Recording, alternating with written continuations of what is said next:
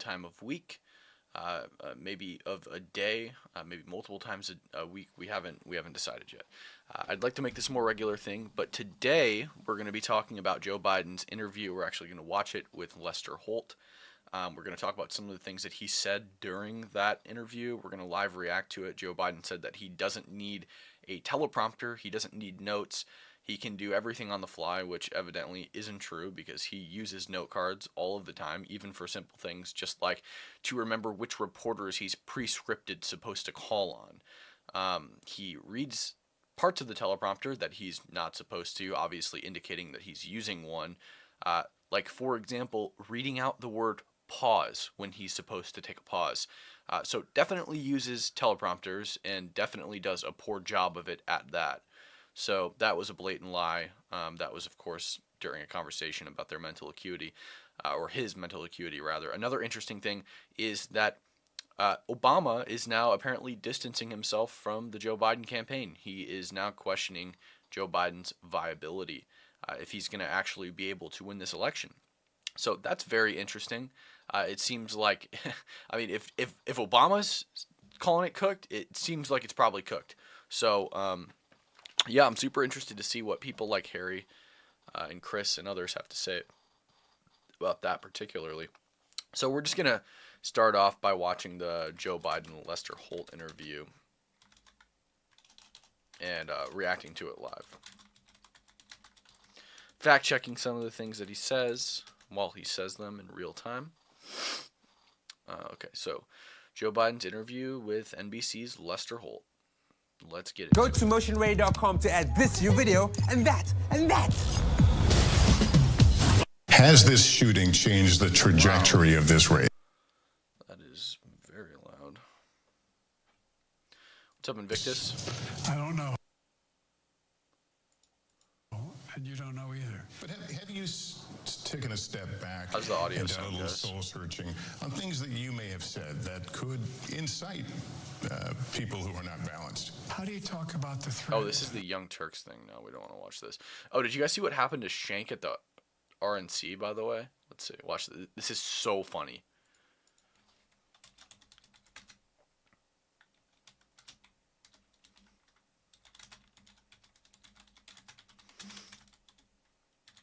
I was here while this happened. I didn't see it happen, but I heard everybody talking about how Alex got kicked out of the RNC, got his credentials pulled for doing this. You guys know it's a pimp on a blimp. It is 6:43 a.m. You know what I'm getting for breakfast? Oh, he did a whole vlog on it. No, we don't want to watch the whole vlog. Sorry, Alex. We just want the clip here. All right, this should be it.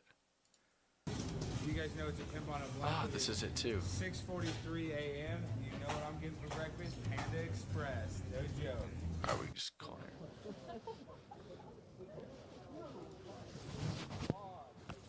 So this is at the RNC. Shank was here, and Alex just like ambushed his box.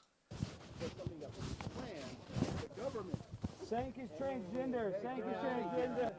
He's live on Piers Morgan right now.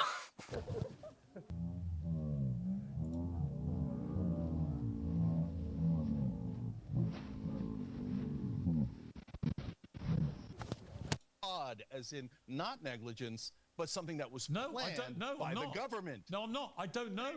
Hey, get out of here, man. What the hell? Jesus Christ with these lunatic Republicans. Oh my god, so good, so good. Actually, one of the funniest things I've ever seen. Even Adam Schiff says he needs to go. Did Adam Schiff say that? Here, let's see.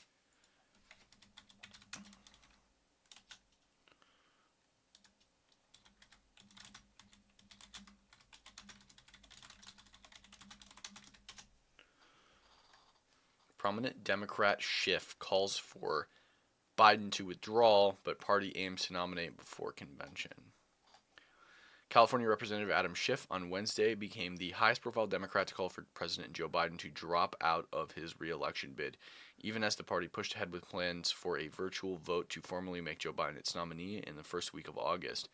The move to schedule the roll call, which would come weeks before the Democrat National Convention opens up in Chicago on August 19th, follows nearly 20 Democratic members of Congress calling on Biden to withdraw from the presidential race. in the wake of his dismissal debate performance, or dismal debate performance against former Republican President Donald Trump last month. Wow, interesting. Interesting. Okay. Well, anyway, so Adam Schiff and Obama seem to be pretty much distancing themselves from Joe Biden's campaign. So let me just find the. Where is the full interview? Oh, here it is. Biden about his phone call with Mr. Trump after the assassination attempt. Here's our unedited conversation in its entirety. Mr. President, thank you for sitting down with us. There's a lot to talk about. I'd like to start with the horrible events of last weekend. It has shocked a lot of Americans. A political rally, your opponent, Donald Trump, shot in the middle of greeting his supporters. You spoke to Mr. Trump afterward. Can you give me a sense of that conversation? Very cordial. I told him how concerned I was and wanted to make sure I knew how he was actually doing. He sounded good. He said he was fine. And he thanked me for calling him. I told him he was literally in the prayers of Jill and me. And I hope his whole family was weathering this. You were in Delaware when this happened. What was your first reaction? My first reaction was, my God, this is, look, there's so much violence now, the way we talk about it. I mean, the whole notion that there is this, there's no place quick, guys. at Let me all just- for violence in politics in America. Let me just check something on my.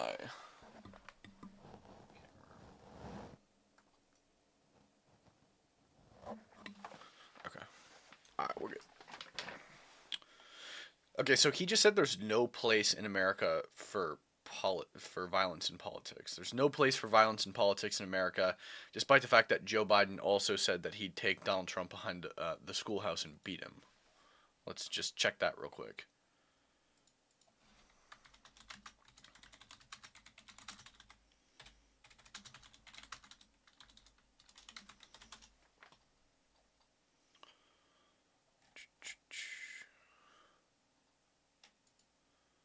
Having Slack enables us to communicate, to build software. And this is actually a quickly. pretty good interview, guys. Like, Lester Holt actually gives him some pretty hard questions.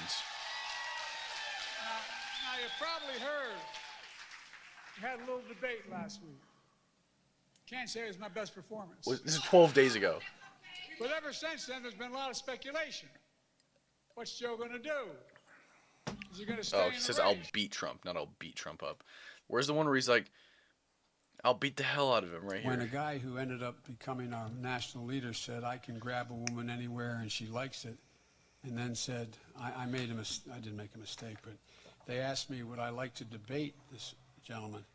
And I said, no. I said, if we were in high school, I'd take him behind the gym and beat the hell out of him. Yeah. No place for violent political violence in our democracy. Here he is, like, time and time again, saying he would fight Trump. None, zero. And we've reached a point where it's become too commonplace, not assassinations, but to talk about it. For example, you know, the January 6th, the attack on the Capitol. Lester, I got in this race early on. So in we're just 2020. gonna throw this shit in 2-speed because he talks like a sloth, man. 1.5 maybe. For the 2020 race. I wasn't going to run again because I lost my son. I didn't feel it. And until I watched what happened in Charlottesville, Virginia. Those folks coming out of the woods with torches, carrying swastikas, singing the same Nazi Bibles, accompanied by this Ku Klux Klan, and a young woman was killed. And I was a bystander. And the then president was asked, what do you think? He said, they're very fine people on both sides. That's a lie. Let's check it out, guys. Blatant lie right there. Let's just run it back one more time so you guys catch that. And until I watched what happened in Charlottesville, Virginia. Those folks coming out of the woods with torches, carrying swastikas, singing the same Nazi Bibles, accompanied by this Ku Klux Klan, and a young woman was killed. And I was a bystander. And the then president was asked, what do you think? He said, they're very fine people on both sides. Lie. Let's watch Trump's actual statement. So I think what people don't understand about the Charlottesville thing was there were not just two sides in Charlottesville. Trump made this very clear. There were protesters, there were counter-protesters, conservative counter-protesters, and then neo-Nazis showed up to protest both groups. So when Trump said there are very fine people on both sides, he's talking about the two protester groups, not the Nazis, not the third side, the two protester groups. And then he said this.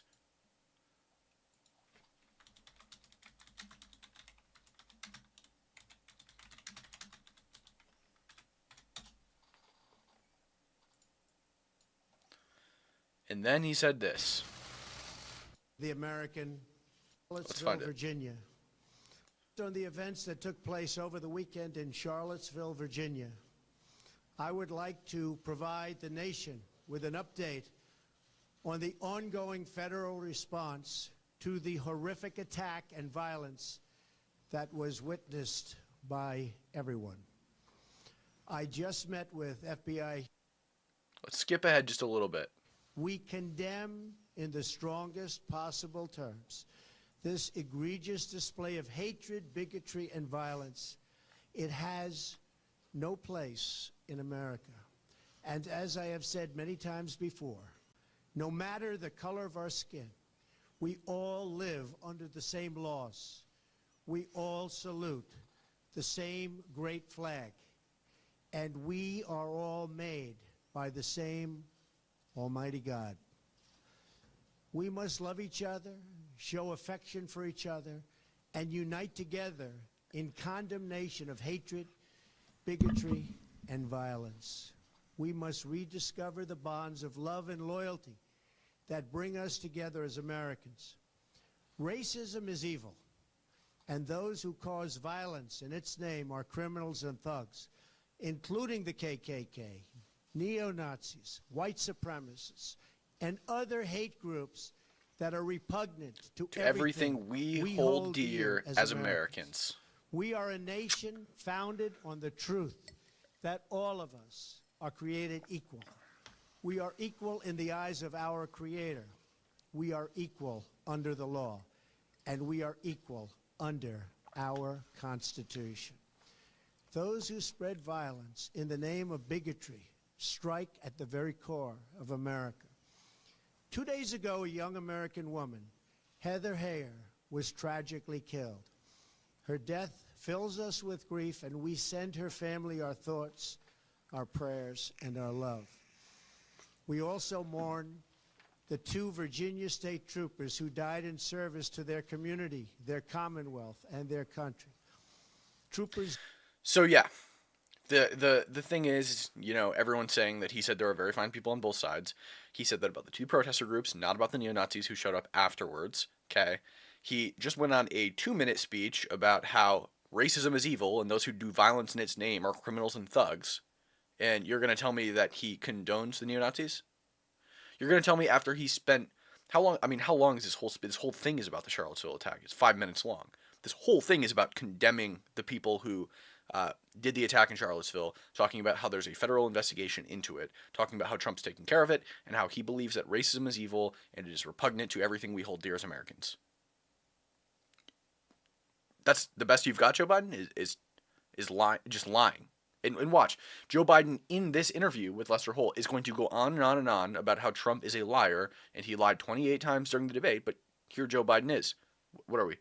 3 minutes and 43 seconds into the Lester Holt interview, and Joe Biden's already lying about Trump? You're going to rag on him about lying while you lie about him 3 minutes into the interview that you're having with Lester Holt. Really? I'd find people on both sides. No excuse, zero. Well, let's talk about the conversation this has started, and it's really about language, what we say out loud, and the consequences of those. You called your opponent an existential threat on a call a week ago. You said it's time to put Trump in the bullseye. There's some dispute about the context, but I think you appreciate I didn't say crosshairs. I was talking about focus on. Look, the truth of the matter was, what I guess I was talking about at the time was, there was very little focus on Trump's agenda. Yeah, the term was bullseye. It was a mistake to use the word. I didn't say crosshairs. I meant bullseye. I meant focus on him. Focus on what he's doing. Focus. I understand that there's a contextual issue here. Like, I understand what Joe Biden was attempting to say, but why use that rhetoric? Put Trump in a bullseye. You're telling people to make him a target. You're saying it's to focus in on him, sure. So why not say we need to hone in on Trump's agenda? Why not just say that? Why do you have to say put him in a bullseye That's the rhetoric that you chose to use. And, then a couple days later, he is shot in the head, in the ear. Really. On his policies, focus on the number of lies he told in the debate. There's a whole range of things that, look, I'm not the guy that said, I want to be a dictator on day one. Trump didn't say that. Here we go. Another lie. Another lie. He said Trump lied 28 times during the debate. But here we are. Another lie right here. Trump did say, I'm going to be a dictator on day one. It was a joke. Okay. He said that what he meant by being a dictator on day one, quote, was that he's going to lock the border down. That's what he said. He didn't say, I'm going to, issue martial law and take over the federal government totally and abuse power. It was a joke. And he explained that. So let's do it again. Let's run it back.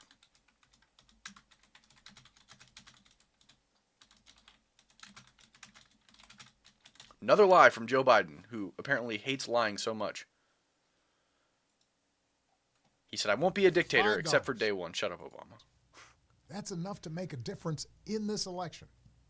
Under no circumstances, you are promising America tonight, you would never abuse power as retribution against anybody. Except for day one. Except Look, what? he's going crazy. Except for day one. Meaning? I want to close the border, and I want to drill. That's not retribution. That's the quote. Sean Hannity asked him, are you going to overuse power when you become president? And he said, a joke, except for day one. I'll be a dictator on day one. And what I mean by that is I'm going to shut the border down and I'm going to drill for oil, because Joe Biden isn't allowing oil to be drilled right now, at least not to the extent that we have previously. And he's clearly neglecting the border.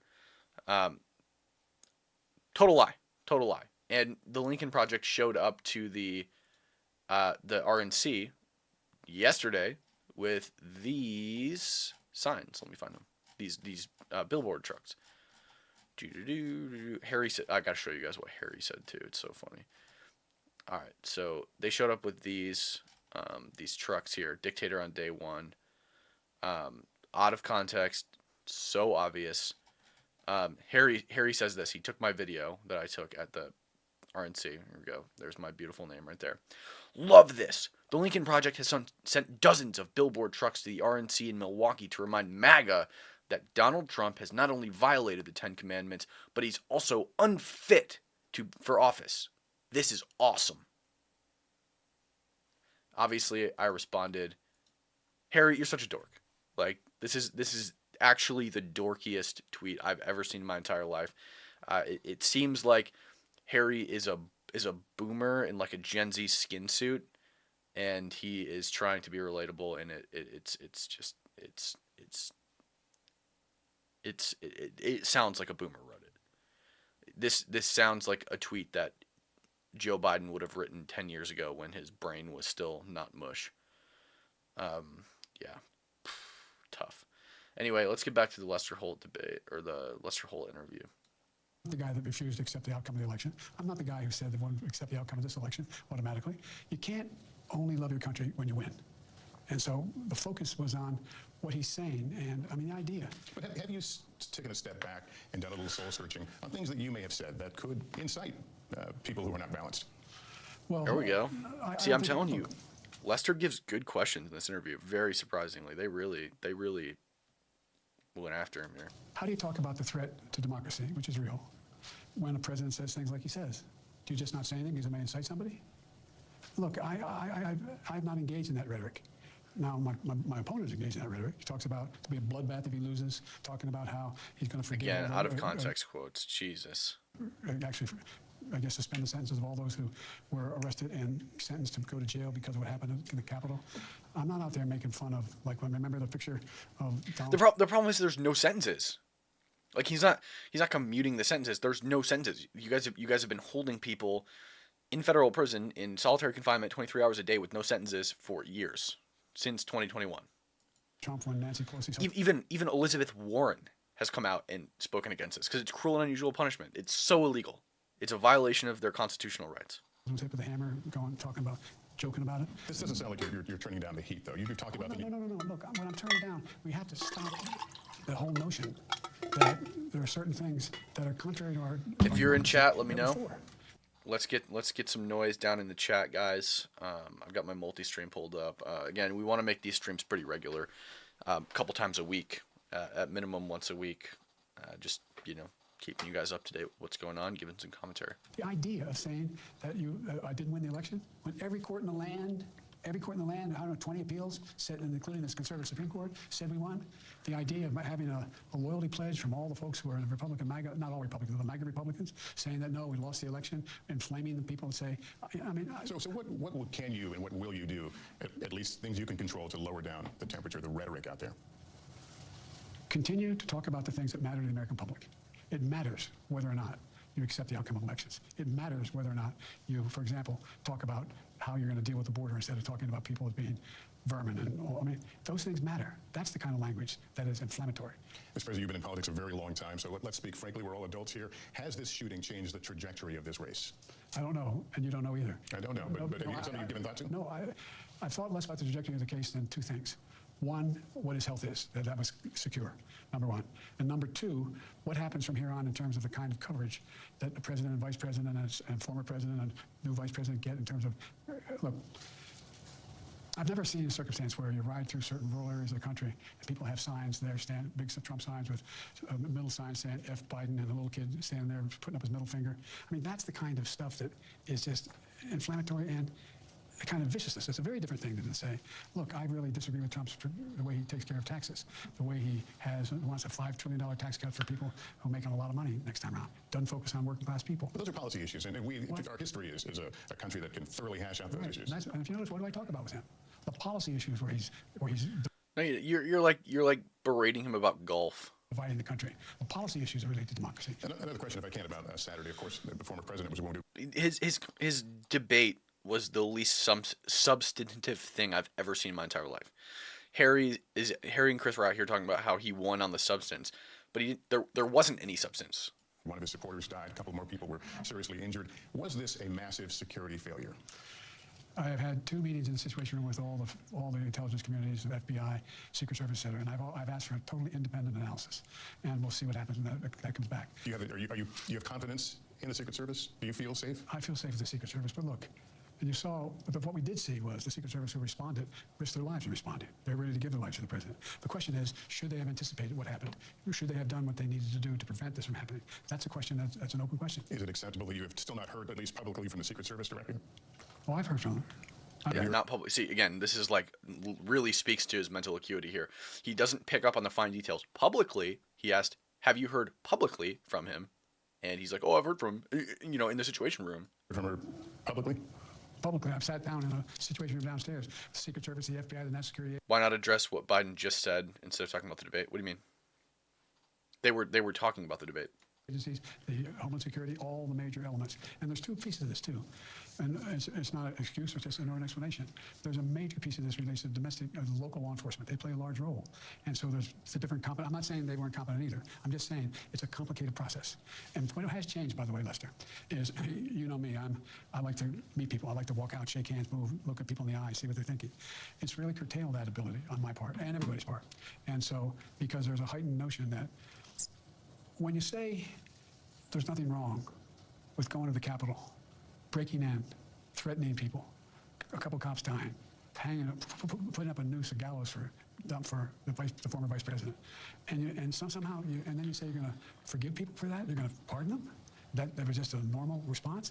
That is not. I have my entire career voted against and railed against and moved against the idea of violence is never appropriate. Again, not true. So we can just go right back here. Yep. Again, not true. When a guy who ended up becoming our national leader said, I can grab a woman anywhere and she likes it, and then said, I didn't make a mistake, but they asked me, would I like to debate this gentleman? And I said, no. I said, if we were in high school, I'd take him behind the gym and beat the hell out of him. Yeah, and that was, constant rhetoric. He said that multiple times. Gonna beat Donald Trump up. Never, never, never, never, never in politics. All right, I want to ask you about some other developing news today, if I can. Judge Cannon dismissed the documents cases you may have heard in Mar-a-Lago. Can I first get your reaction to that? If a man wears this, he's Not definitely the ads. lucky tonight. Most jeans are either super The hell is this? I'm not surprised. It comes from the immunity decision the Supreme Court ruled on, and Clarence Thomas, in his dissent, said that independent prosecutors appointed by the Attorney General aren't legit. That's the basis on which this judge moved to dismiss. And but I had an independent prosecutor look at it. In his dissent? Let's get it together. They spent months on my going through, and I was totally cooperative. In and out of my house, and there were, I don't know, the last time in, there were like 10, 12 agents in my house for 9 hours unaccompanied, going through every single thing I had. That's appropriate. And they looked at me and concluded I didn't do a damn thing wrong. No, they concluded that you couldn't stand trial because you're too, like, cognitively disabled, actually.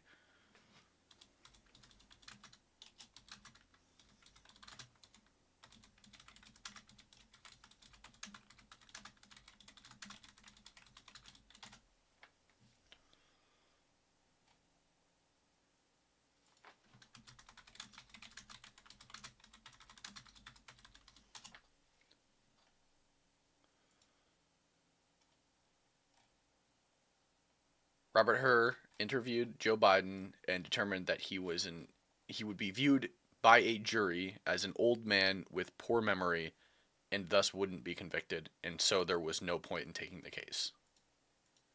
But my generic point is that it's,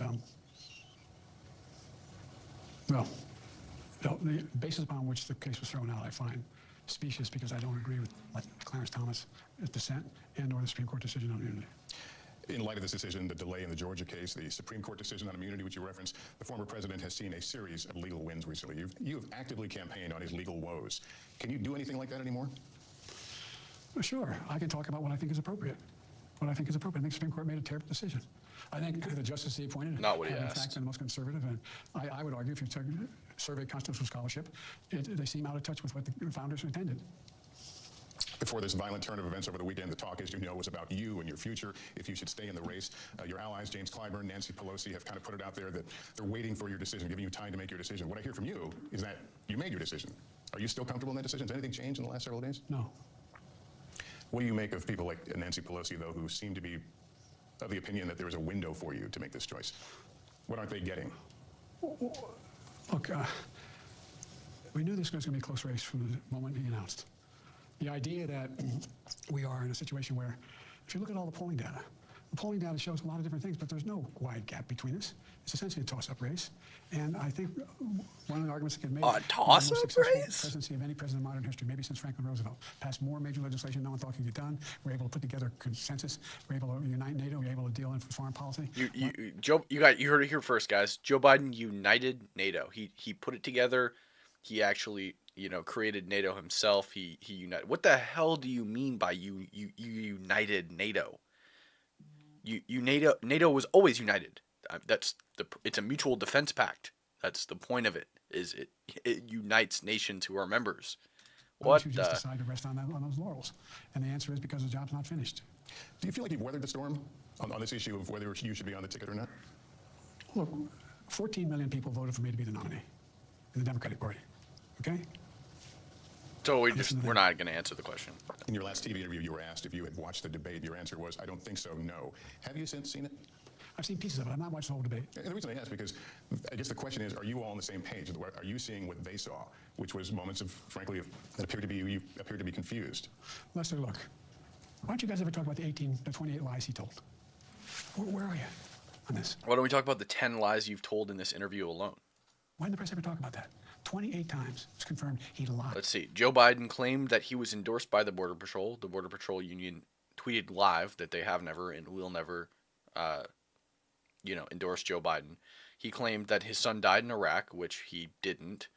I'm trying to think. What else? What else did Joe Biden say that was just blatantly false? Maybe we'll rewatch the debate sometime. In that debate, I had a bad night. I wasn't feeling. And what do they think Joe Biden lied about? We're going to look that up after, actually. We're going to look up the things that Trump allegedly lied about during the debate. And I had been, without making it, I screwed up. But I just asked the question because the idea that you may or may not have seen.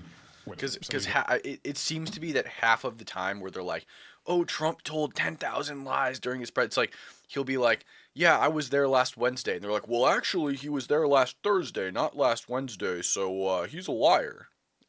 So we'll check it out. We'll see what they're claiming he was lying about. Other folks have seen. You're not on the same. I'd have to see I was there. I'd have to see it. I was there. And by the way, seriously, you won't answer the question, but why didn't the press talk about all the lies he told? Well, I didn't know anything about that. We have reported many of the issues that No, came you out in that haven't. debate. No, you haven't. We'll provide you with them. God love you. Okay. President Obama put out a statement after the debate, but should he and Michelle Obama be doing more to express their confidence in you? No, they're helping me. They've helped me from the beginning. This is my job to get this done. Have you talked to him recently about this? I haven't talked to him in a couple weeks. Have you talked to him since this issue came to light, since the debate? I don't think I may have. I don't think so. How do you not know? How do you not know who you talk to after? And I get it. Sometimes I get it. You might forget exactly who you spoke to at certain times. Barack Obama? I can't imagine you're forgetting if you spoke when the last time you spoke to Barack Obama was. I can't, unless you are cognitively disabled, which I can't imagine you're forgetting. Who do you listen to on deeply personal So he's either lying to dodge the question or he's too stupid to figure it out. issues, like the decisions whether to stay in the race or not? Me. He thought he ate with that. I've been doing this a long time. The idea that I'm the old guy, I am. I'm old. But I'm only 3 years older than Trump, number one. It's not about your age. It's not about your age, man. It's about what's going on up here. And it's very clear that there's a stark contrast between what's going up here for you and what's going on up here for Trump. Okay? Very clear difference. Very clear difference. And number two, my mental acuity's been pretty damn good. All right. My mental acuity's been pretty damn good. Based on what, man? Any president has in a long, long time, in 3.5 years. Yeah, non sequitur.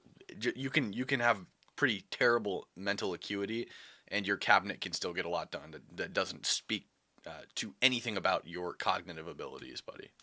I'm willing to be judged on that. I understand. I understand why people say, God, he's 81 years old. Whoa, what's he going to be when he's 83 years old or 84 years old? It's a legitimate question to ask. I want to ask you about, just shortly before you and I sat down, former President Trump named his vice presidential pick, J.D. Vance.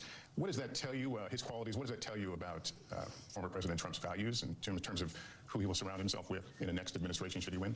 Well, it's not unusual. He's going to surround himself with people who agree completely with him. But J.D. Vance doesn't agree with him completely. J.D. Vance doesn't agree completely with Trump. He never has. So the fact that he's, and Joe Biden will point this out in a second, that J.D. Vance doesn't agree with Trump on everything. So what are you talking about here, bro? Get your thoughts straightened out. I have a voting record. I support him. Even though if you go back and listen to the things that J.D. Vance said about Trump. Oh, there he goes. Yeah. Well, I thought he agreed with Trump completely. He said some things about you, yeah. Oh, no, well, he said something about me, but see what he said about Trump. What's with you guys? Come on, man. Look, the point I'm making Come on, man. is that J.D. Vance has adopted the same policies, no exceptions on abortion, making sure that he supports the new $5 trillion tax cut that Trump wants to give in the next administration. But Trump doesn't support a national abortion ban. He's been open about that. So what are you talking about, Joe Biden? Trump does not support that. The whole notion of whether or not we're going to, he says there's no climate change. It's happening. That's again, not true. Actually, Trump has done more for the climate than I won't say more for the climate than Joe Biden, because Joe Biden, of course, released the Inflation Reduction Act, which did nothing to reduce inflation, according to the Congressional Budget Office and Penn Wharton. Actually, will probably have negative effects on inflation. But was rather a climate change bill in disguise, which will now spend somewhere between $800 billion to $1 trillion on climate change proposals, which, by the way, on the high end is the same amount of money adjusted for today's dollars that the United States government spent on the Vietnam War. So imagine that. For climate change proposals, we are about to match the expenditure for the Vietnam War. Can you imagine that? Like, horrendous. Okay, horrendous. It should be the Inflation Increasatory Act is what it should be called. But Trump did plenty of things. He had the Save Our Seas Act, both 1 and 2. He did a lot for forestry and the prevention of wildfires. Trump had tons of legislation related to climate change. Now, the difference between conservatives and liberals or Democrats on the climate change issue is we want to take care of our planet. We care about our planet. We want things to be clean, and we want our air to be clean, but we don't believe that the world is going to end in 2 years if we continue driving gasoline-powered vehicles. Okay? That is ridiculous. That is actually one of the dumbest conspiracy theories I've ever heard in my entire life. You hear every 4 years, if we don't turn around right now, if we don't stop and reverse course right now, We're screwed. New York's going to be underwater. I remember going to a presentation in assembly when I was in the 4th grade where some dude stood up on the stage at my school and told us that if we don't change course now, in the next 10 years, New York and Washington D.C. and Florida will be underwater. Why? They're not underwater. So what's going on? Particularly Boston as well, he said, would be underwater. So conservatives don't believe that because we're not stupid. The other thing is Joe Biden has been a huge proponent of like pushing, and Pete Buttigieg obviously, pushing this whole transition away from gas-powered cars to electric vehicles. And they exclude Tesla on this, of course, the pioneer of electric vehicles. They exclude Tesla. How do you charge those electric vehicles? Anybody know? How do you charge in the chat? How do you charge electric vehicles? Well, you plug into the city's power grid, and it draws power. The charger draws power from the power grid. But what's the power grid fueled by? What is it fueled by? Oh, that's right. It's fueled by coal, which is presumably a much worse pollutant than gasoline. So you're just trading gasoline essentially for coal. These cars essentially become powered by coal. We're actually regressing in terms of like pollution and stuff like that. It's ridiculous. Anyway. I mean, he signed on to the Trump agenda, which he should if he's running with Trump. Mr. Trump said he's giving you a chance to redeem yourself, basically the idea of engaging in another debate. We're going to have another debate. Yeah, you're going to have one in September that's on the books. Would you be open to doing one in the next few weeks? I'm going to debate him when we agree to debate, and I'm going to debate him in September. But if the opportunity came up to do one between now and then, is there a sense of wanting to get back on the horse? I'm on the horse. Where have you been? I've done 22 major events, met thousands of people, overwhelming crowds, a lot happening. I'm on the horse. What I'm doing is going out and demonstrating to the American people that I have command of all my faculties, that I don't need notes, I don't need telephone. I can go out and answer any questions. Okay, gonna have to stop you right there, buddy. NATO was down. I stood there for an hour. Gonna have to stop you right there, Mr. Biden. So,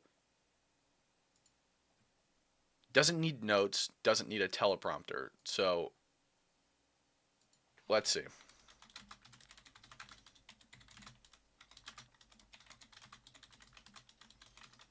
That is the biggest joke I've ever heard. What if I told you that you can use motion array to improve your videos fast? For example, And if Putin attacks a NATO ally, we will defend every inch of NATO which the treaty requires and calls for. We'll have something that we do not seek. Make it clear, we do not seek. We do not seek to have America. Make it clear. He's literally reading instructions from the teleprompter. One person at a time. This one's old. And so my admiration for you is... Where is it? And increase This is the other day. economic growth. Or 2 months ago. Imagine what we can do next. Growth. Folks, imagine what we can do next. 4 more years. Pause. 4 more years. Pause. He just read pause from the he doesn't need a teleprompter apparently, guys. Actually, maybe it would be best to not have him use a teleprompter because clearly he can't effectively use one. He's not only too dumb to speak without a teleprompter, but he's also too dumb to speak with one. Not only that, but like the amount of times we've caught him literally with a list of reporters that he's pre-agreed to call on. I'm not going to watch like every video, but like if you just look, actually let's just do it in images.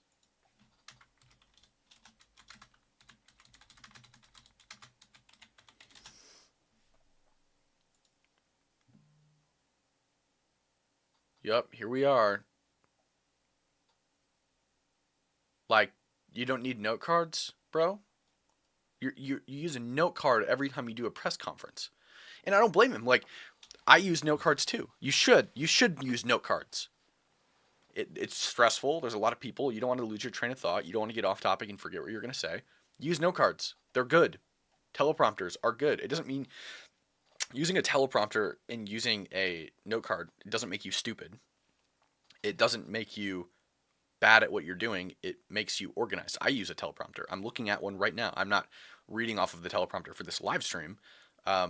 But I use a teleprompter for a lot of my sit-down videos. Nothing to be ashamed of. It just helps you more than anything. I mean, for me, it helps me just like figure it out and like get it done quick, right? So like if I have a teleprompter, I don't have to pause a lot and think about what I'm going to say next. I can just, read off of it. It's fine. I write my own stuff. There's nothing wrong with it. It just makes you organized. So, but the problem is that Joe Biden is literally too dumb to speak without a teleprompter. He ends up sounding brain dead, and he's also too dumb to use the teleprompter. Let's rewatch this again real quick. And increase economic growth. Folks, imagine what we can do next. 4 more years, pause. 4 more years, pause. How do you not know? I can't. I'm not going to address it anymore. Uzi says, why do you support Israel? I support Israel, particularly in this current conflict, because I think that they are the morally agreeable side. I think that they're also a great ally of the United States. And I think that you'd have to be a pretty horrendous person to actually not take their side in this conflict. Their country was attacked. Thousands of people were killed in an unprovoked attack, and they are retaliating against that attack, similar to how we did after 9/11 and how we did after Pearl Harbor.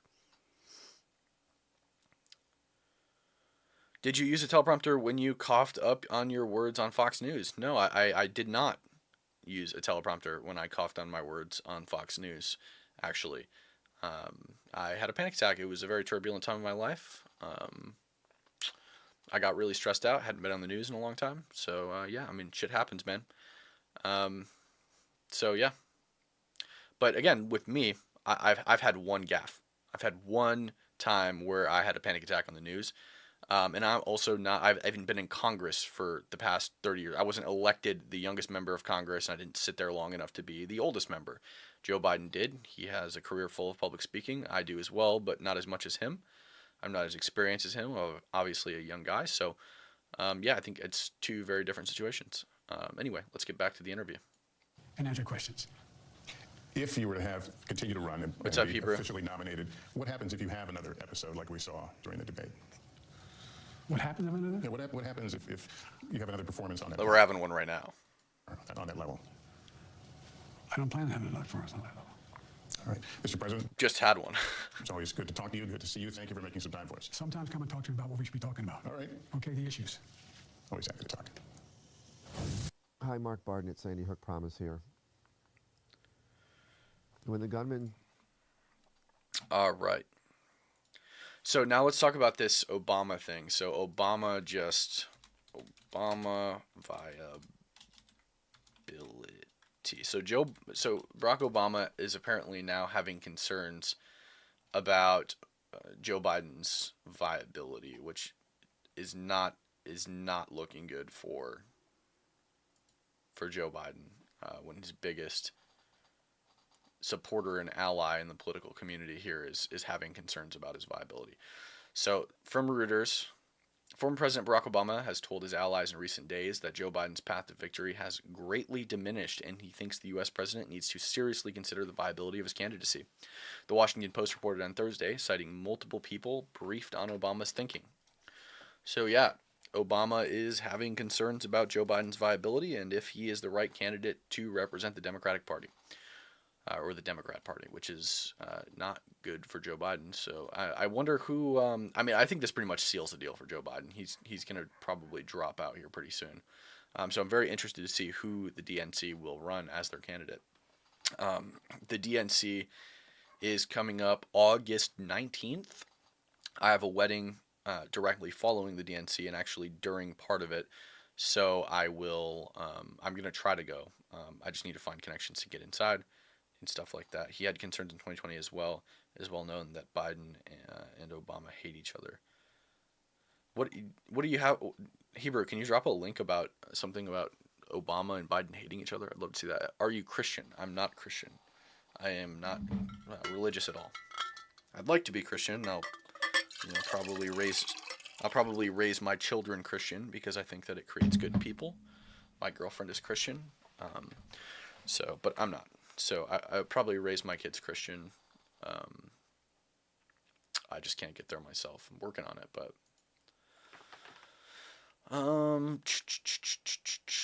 why would you raise your kids something you don't believe? Because I think that it instills good moral principles in people. Whether they believe or not is up to them. But I would like to surround them with people who believe in good principles. That must be why you love Israel so much. Why? What do you mean by that? Moral principles can be taught without religion, yeah, for sure. But I think that it's easier when you surround them with people who have good moral principles, and generally Christians do have good moral principles.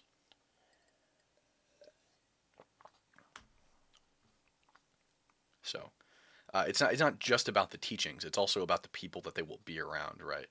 Rather than a morally deprived public school where they're surrounded by people who are fighting each other and treating each other like shit. I think it would be much better to surround them with people who feel as though they have something to answer to in God.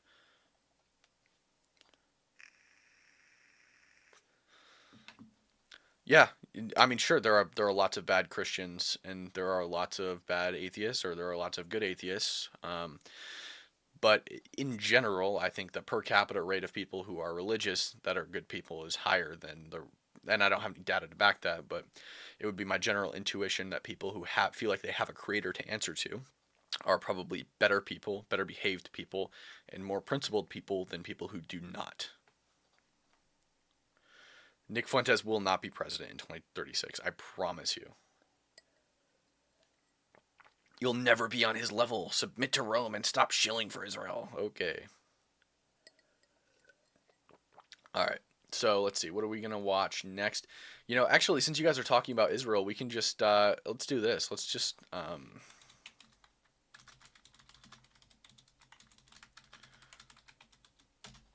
let's watch me shred Jackson Hinkle.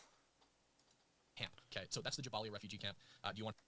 Actually, I was just in Mariupol about 2 weeks ago, and I can tell you that 25,000 civilians were not killed. Yeah, based on what, Jackson?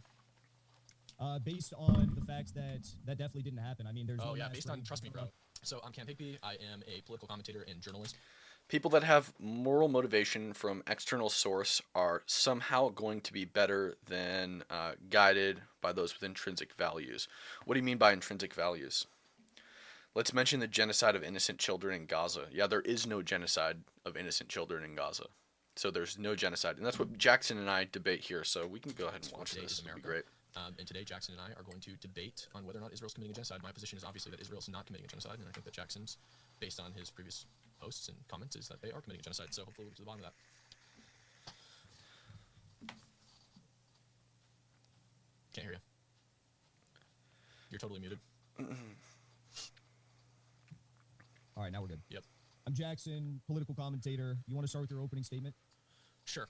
I don't think that Israel's committing a genocide. I think that they've actually taken incredible steps to avoid civilian casualties.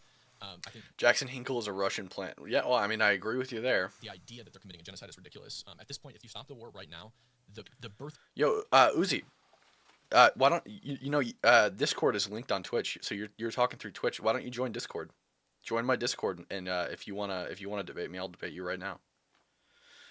Happy to do it. Happy to do it.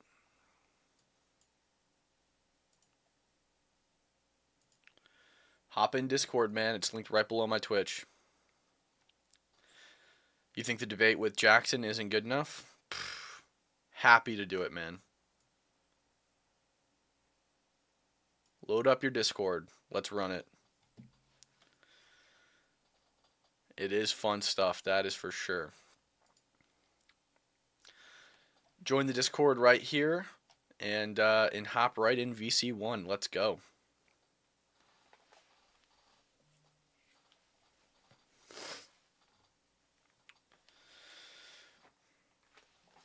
I think debate serves tons of purpose, actually. It not only serves to educate people, but it also puts two opposing beliefs in an arena together and allows them to compete against each other. So Uzi, join VC1, and as soon as I see you in there, I'll jump in. I would tell you to debate Nick, but you clearly do not have the following for it to be worth his time. Well, I mean, he replies to all of my tweets all the time and calls me gay, despite him being probably one of the gayest people I've ever met. But hey, I mean, Nick's not around right now, so join the Discord, man.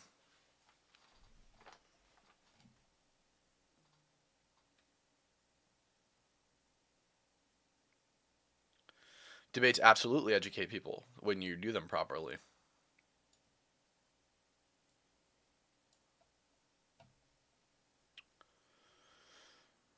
Thanks, Hebrew.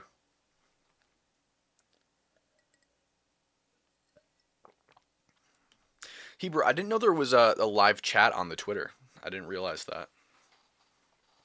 So you coming or what, Uzi? If not, we'll just continue with this right here. Nick is gay, however, he is the most outspoken Catholic on the right wing. I don't know why there's a question mark there, but I mean, sure, maybe he is, maybe he isn't. That doesn't mean that he's right about anything. Why aren't you on Discord? I'm happy to talk with you about it. Happy to talk with you about it. Rate literally outpaces the alleged death toll. So if you stop the Here, I'm gonna leave this playing for a second, guys. Uzi, you go ahead and join the Discord while this is playing. I just have to run to the bathroom real quick. war right now, Gaza would literally end up with more people than they had prior to the war. It'd be the most inefficient genocide in world history. I know that there are arguments around that, so I'd love to see how Jackson combats it. So your opening statement is that Gaza is not committing a genocide because they have a high birth rate? No, the death toll isn't outpacing the birth rate, and therefore it'd be incredibly inefficient. Also, the population is 5x since the 48 war in Palestinian territories. So if they are committing a genocide, which it certainly you can still not outpace the death toll and be committing a genocide, or sorry, outpace the birth toll or birth rate and still be committing a genocide. But I would just say that it's incredibly inefficient, which by nature of that means that it would probably be unlikely as well. But you're on the you're the one claiming there is a genocide. So really, what it's going to boil down to is me combating your reasoning for why you think it's a genocide. I can't disprove or I can't prove something that I think isn't true. So. Well, you're right about that, but I mean, I think that you do admit in your opening statement that there is some death toll. Maybe we don't agree on what the actual. What? Of course, I think there's a death toll. Obviously, people are dying. People die in modern armed conflicts. So there's some facts that we can both agree on. People are dying, and we can look at that and we can say, well, it doesn't just mean because there's a high birth rate that something that something else is not happening. So ultimately, the way I see it is, I think at the start of the operation that Israel began, I think at this very start you could argue that maybe they were trying to just ethnically cleanse Gaza, and I think that there was a valid debate to be had there. I don't really know where I fell at the very start of it all, but I mean, you basically had Israel has a problem that is going to exist for as long as it exists in the way that it is, in that it is an apartheid state, and the only way that you can avoid this problem that is going to persist of being an apartheid state is if you get rid of the Palestinian people in Gaza and in the West Bank. That doesn't necessarily mean that you have to kill them all. In fact, I think maybe at the Here, I'll check this out, Hebrew.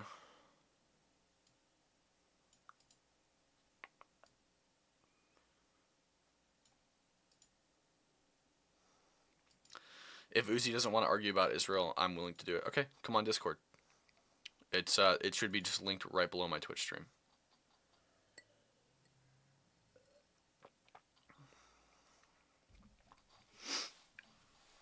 Here, let me also fix my let me get a live chat on this scene as well, real quick.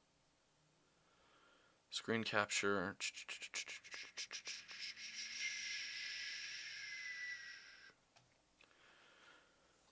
Where's the chat box? Chat box. I don't have a cam. So you're fine. You don't need a cam. You're good. You can come in without a camera.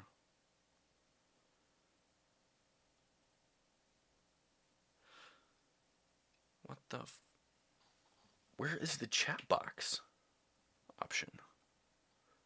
Am I stupid?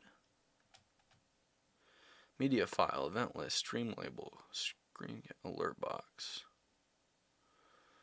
Not alert box, we need a chat box, which I don't see.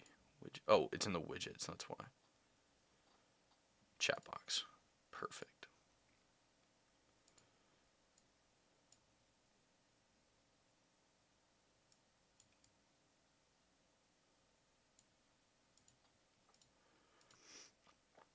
Maybe we move this down just a little bit. I'm just going to fix a couple things on here.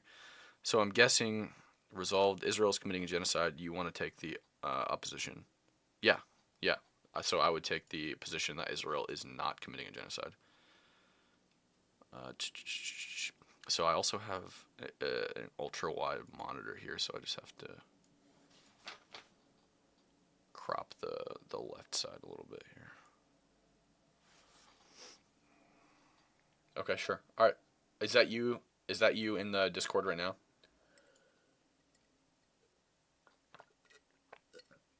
Let me just crop my screen real quick, and I will be in a moment.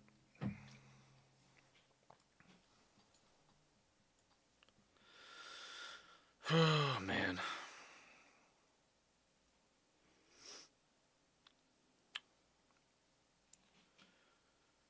Yeah, go grab some water.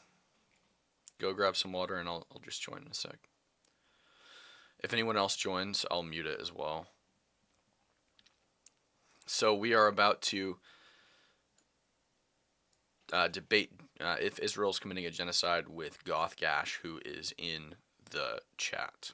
He's just going to grab some water real quick. I'm cropping my screen, and then I'm going to hop in the Discord and talk to him.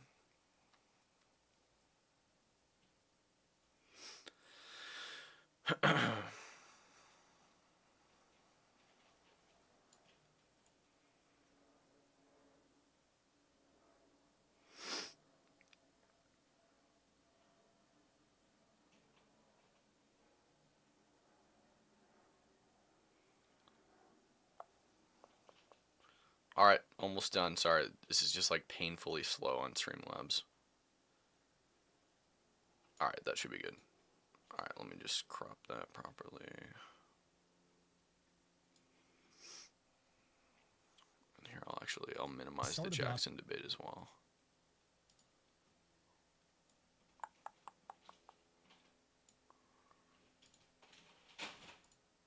My cats are like trying to break into my office.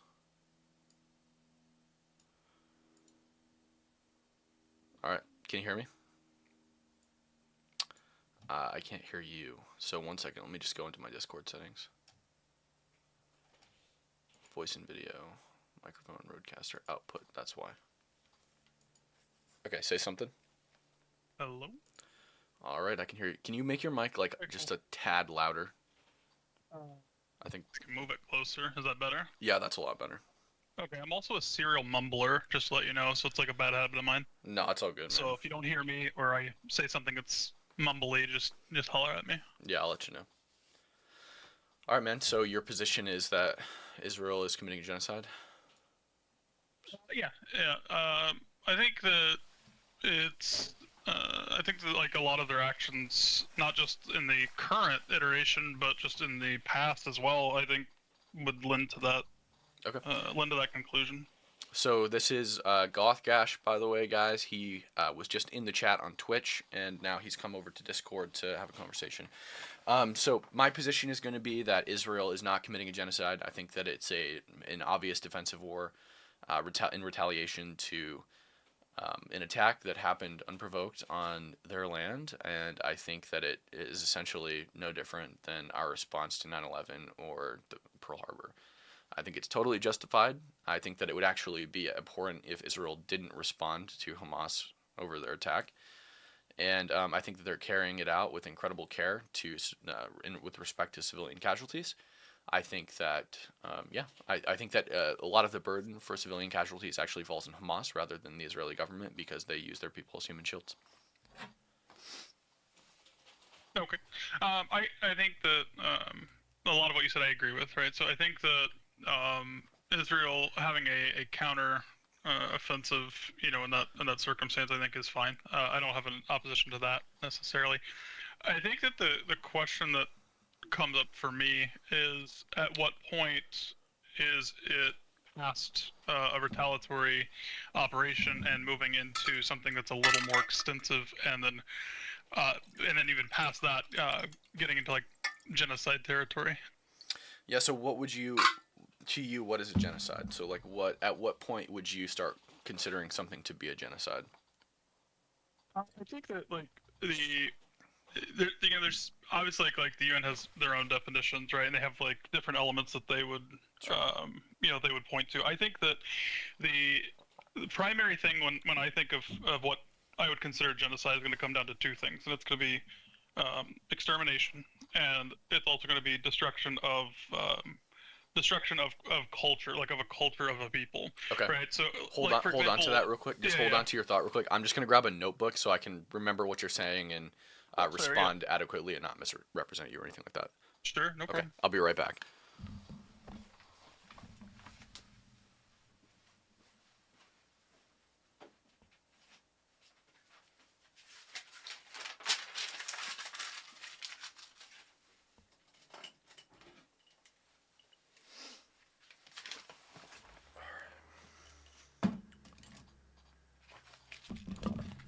Okay, I'm back. Go ahead.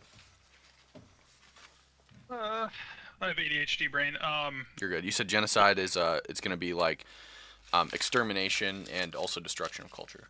So those are the things that that first come to mind for me, right? And I'm not saying that my definition is end all be all. Like I said, there's different little bits of difference in definition depending on what source you're going to for that. So, but I think primarily it comes down to those things. Now, how they're carried out can be in different ways, but I think those are the two main points that I like to stick with.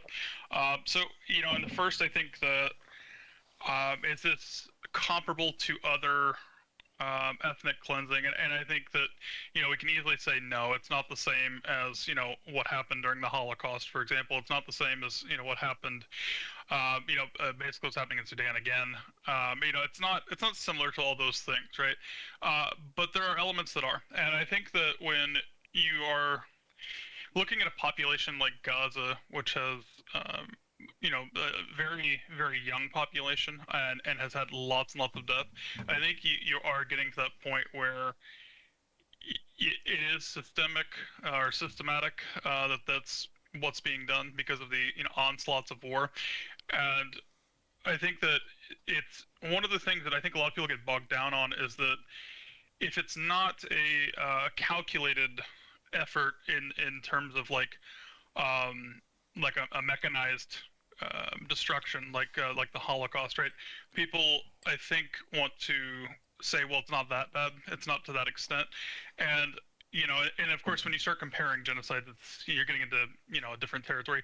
So my point is that what has happened is that the death toll for all these wars, even if you just do the past decade, is tremendously high.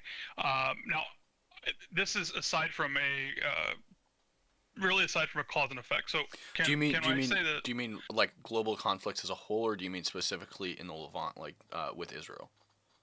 Just the specifically in the Palestinian territories. Okay. I mean, we could expand that to some other things, but I think that's not really pertinent. What I'm saying is Hamas. Okay, Hamas bad. All right, just to get that out of the way. Mm-hmm. Not a Hamas supporter by any means, but I think that the problem comes down to what is what we would consider acceptable in acts of war, and I think that they do use civilian shields, right? So they will go into buildings that should be off limits, like hospitals, madrasas. They've been in UN camps, stuff like that. So Hamas is guilty of a lot of horrible, horrible things. But the reason why I think it's worthy of condemnation of what Israel's doing is that they have, and there's tons and tons of reporting on this, but they have targeted children, they have targeted civilians, like known civilian populations, and they have destroyed tons of civilian infrastructure. They cut off the water supplies, they cut off the water indirectly, cut off the power, and that got rid of those desalinization plants. So a lot of this is a lot of this is stuff that, again, I fully understand Israel's response to Hamas. I don't have any, anything that is critical of them wanting to have a response, right? I think they have a right to respond, but my point is, I think that when you get past certain points, when you're blocking civilian aid, when you're disrupting water supply, these are things that lead to death. These are things that lead to death of civilians, and you can't just say that, well, that's okay because Hamas is hiding in those populations, so we're going to cut off the water supply, right? To me that's abhorrent. Like that's too much. And furthermore, I think that there are a lot of people that are in Gaza that are victims of Hamas. I don't think that's even up for question. So again, I don't want to see Hamas have power. I don't want to see them in any leadership role in the area, and I think that it's a pretty horrible organization. So again, I don't have a problem with them losing a war. I have a problem with what's happening to the civilians that are there, in ways that could be avoided. And Israel, while they do say they're the most moral, most moral military and all this stuff, it's the evidence just doesn't bear out. There's just too much evidence of them doing things that target civilians, and I will always maintain that's unacceptable. Sure. Okay. So I'll start responding, I suppose. So you said genocide is extermination and destruction of culture. I don't see that. I don't see any kind of coordinated attempts to exterminate Palestinians. I think if that was the case, they'd also be doing a war in the West Bank, which they aren't. Destruction of culture, I think, to be honest, Palestinians destroy their own culture far more effectively than Israel destroys their culture. And their culture, as a group called Palestinian, didn't exist at all until the 1960s. It was manufactured by Yasser Arafat. Gaza has a very young population. That is true. It's because they are like rapidly reproducing. Good on them. Whatever. You said it's gotten to the point where it's systemic, and I assume what you mean by that is the killing of civilians, as you elaborated later, that you think they're targeting like known civilian areas and stuff. And I agree with you that they are attacking known civilian areas, but those are also areas that are essentially becoming Hamas centers of operation. Like, for example, the Al-Shifa hospital, right, is a known civilian area. It's a humanitarian zone. It is a hospital, okay, but it was totally taken over by Hamas, and they used it as a base of operations. They arrested 900 terror suspects inside of Al-Shifa hospital, and 550 of them were confirmed members of Hamas or the PIJ. They also killed one of the top 10 ranking members of Hamas in the maternity ward of that hospital. He was with 2 other militants, and they were attempting to flee to the courtyard. So on top of that, they also found like over 80 mortar shells. They found hundreds of weapons in drop-down lockers and under the floors. And you can look into that. There's photos of them. I can show them on the stream if you'd like. Clearly, Israel didn't plan all of those things. It would be near impossible to sneak in 900 terrorists and all of those weapons without anybody seeing it, especially considering we know that the IDF was outside of the hospital the entire time sieging it, not inside of it. So that's a good example right there. Another one is the UNRWA school that was bombed not too long ago, where Hamas was again using it as a base of operations, and they actually pinpoint targeted it. So they literally only destroyed the floor where the Hamas operatives were meeting. It's crazy the pinpoint accuracy they can use when they're attacking buildings like that. You can just see it was actually so precise that on that floor, some of the windows are still intact from the room that they bombed, which is crazy. It blows my mind that any military even has the capability to do such things. Crazy. In addition, I think there's a lot of talk about bombing of refugee camps, and I think there's 2 layers to this. One, a lot of the times they're just lying and it didn't happen in the first place. Or second of all, Gaza and UNRWA have worked extremely hard to make every square inch of Gaza a quote humanitarian zone or a quote refugee camp. Like, for example, Jackson and I talked about the Jabalia refugee camp, which is not a refugee camp from this war, but rather a refugee camp from the 1948 war. And it's not a refugee camp at all. Like, people aren't living in tents. They literally have mid-rise buildings. It's a city. It was built by refugees, but it's not a refugee camp. And at this point, it was being used by Hamas as a base of operations again. They had tunnels underneath it, and their top-ranking officials were living in Jabalia.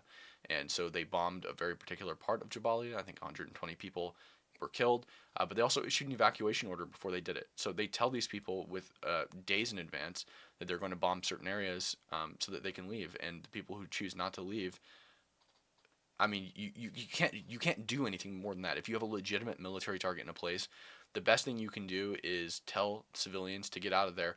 And you got to think of most militaries don't do that. Most militaries don't warn civilians before they bomb areas, because what you're doing when you warn people is you're also signaling to the terrorists, hey, you also better get out of there because we're going to bomb it. You know what I mean? So it creates a huge opportunity for your enemy to get away, which is why most militaries don't do it. But Israel takes that step that actually undermines their own attacks. So In addition, another example of this was the Rafah refugee camp. So the Rafah refugee camp wasn't bombed. A Hamas compound 180 meters outside of the safe zone was bombed with the smallest munition that they had in their arsenal. It was a Jackson, and I know you're not Jackson, I'm just pointing this out for anybody who's watching. Jackson said it was a 2,000-pound American JDAM that was dropped on the refugee camp, which is bullshit. The refugee camp wouldn't exist if that happened. It was a 250-pound bomb, which it was actually less than 250 pounds because it was 250. The stock munition is 250 pounds with the full apparatus on it, but it didn't have the full apparatus on it, bringing it down to like 38 pounds, I think I read. And so they used that to strike a Hamas compound 180 meters outside of the safe zone, which is roughly the distance of 2 football fields. And they didn't.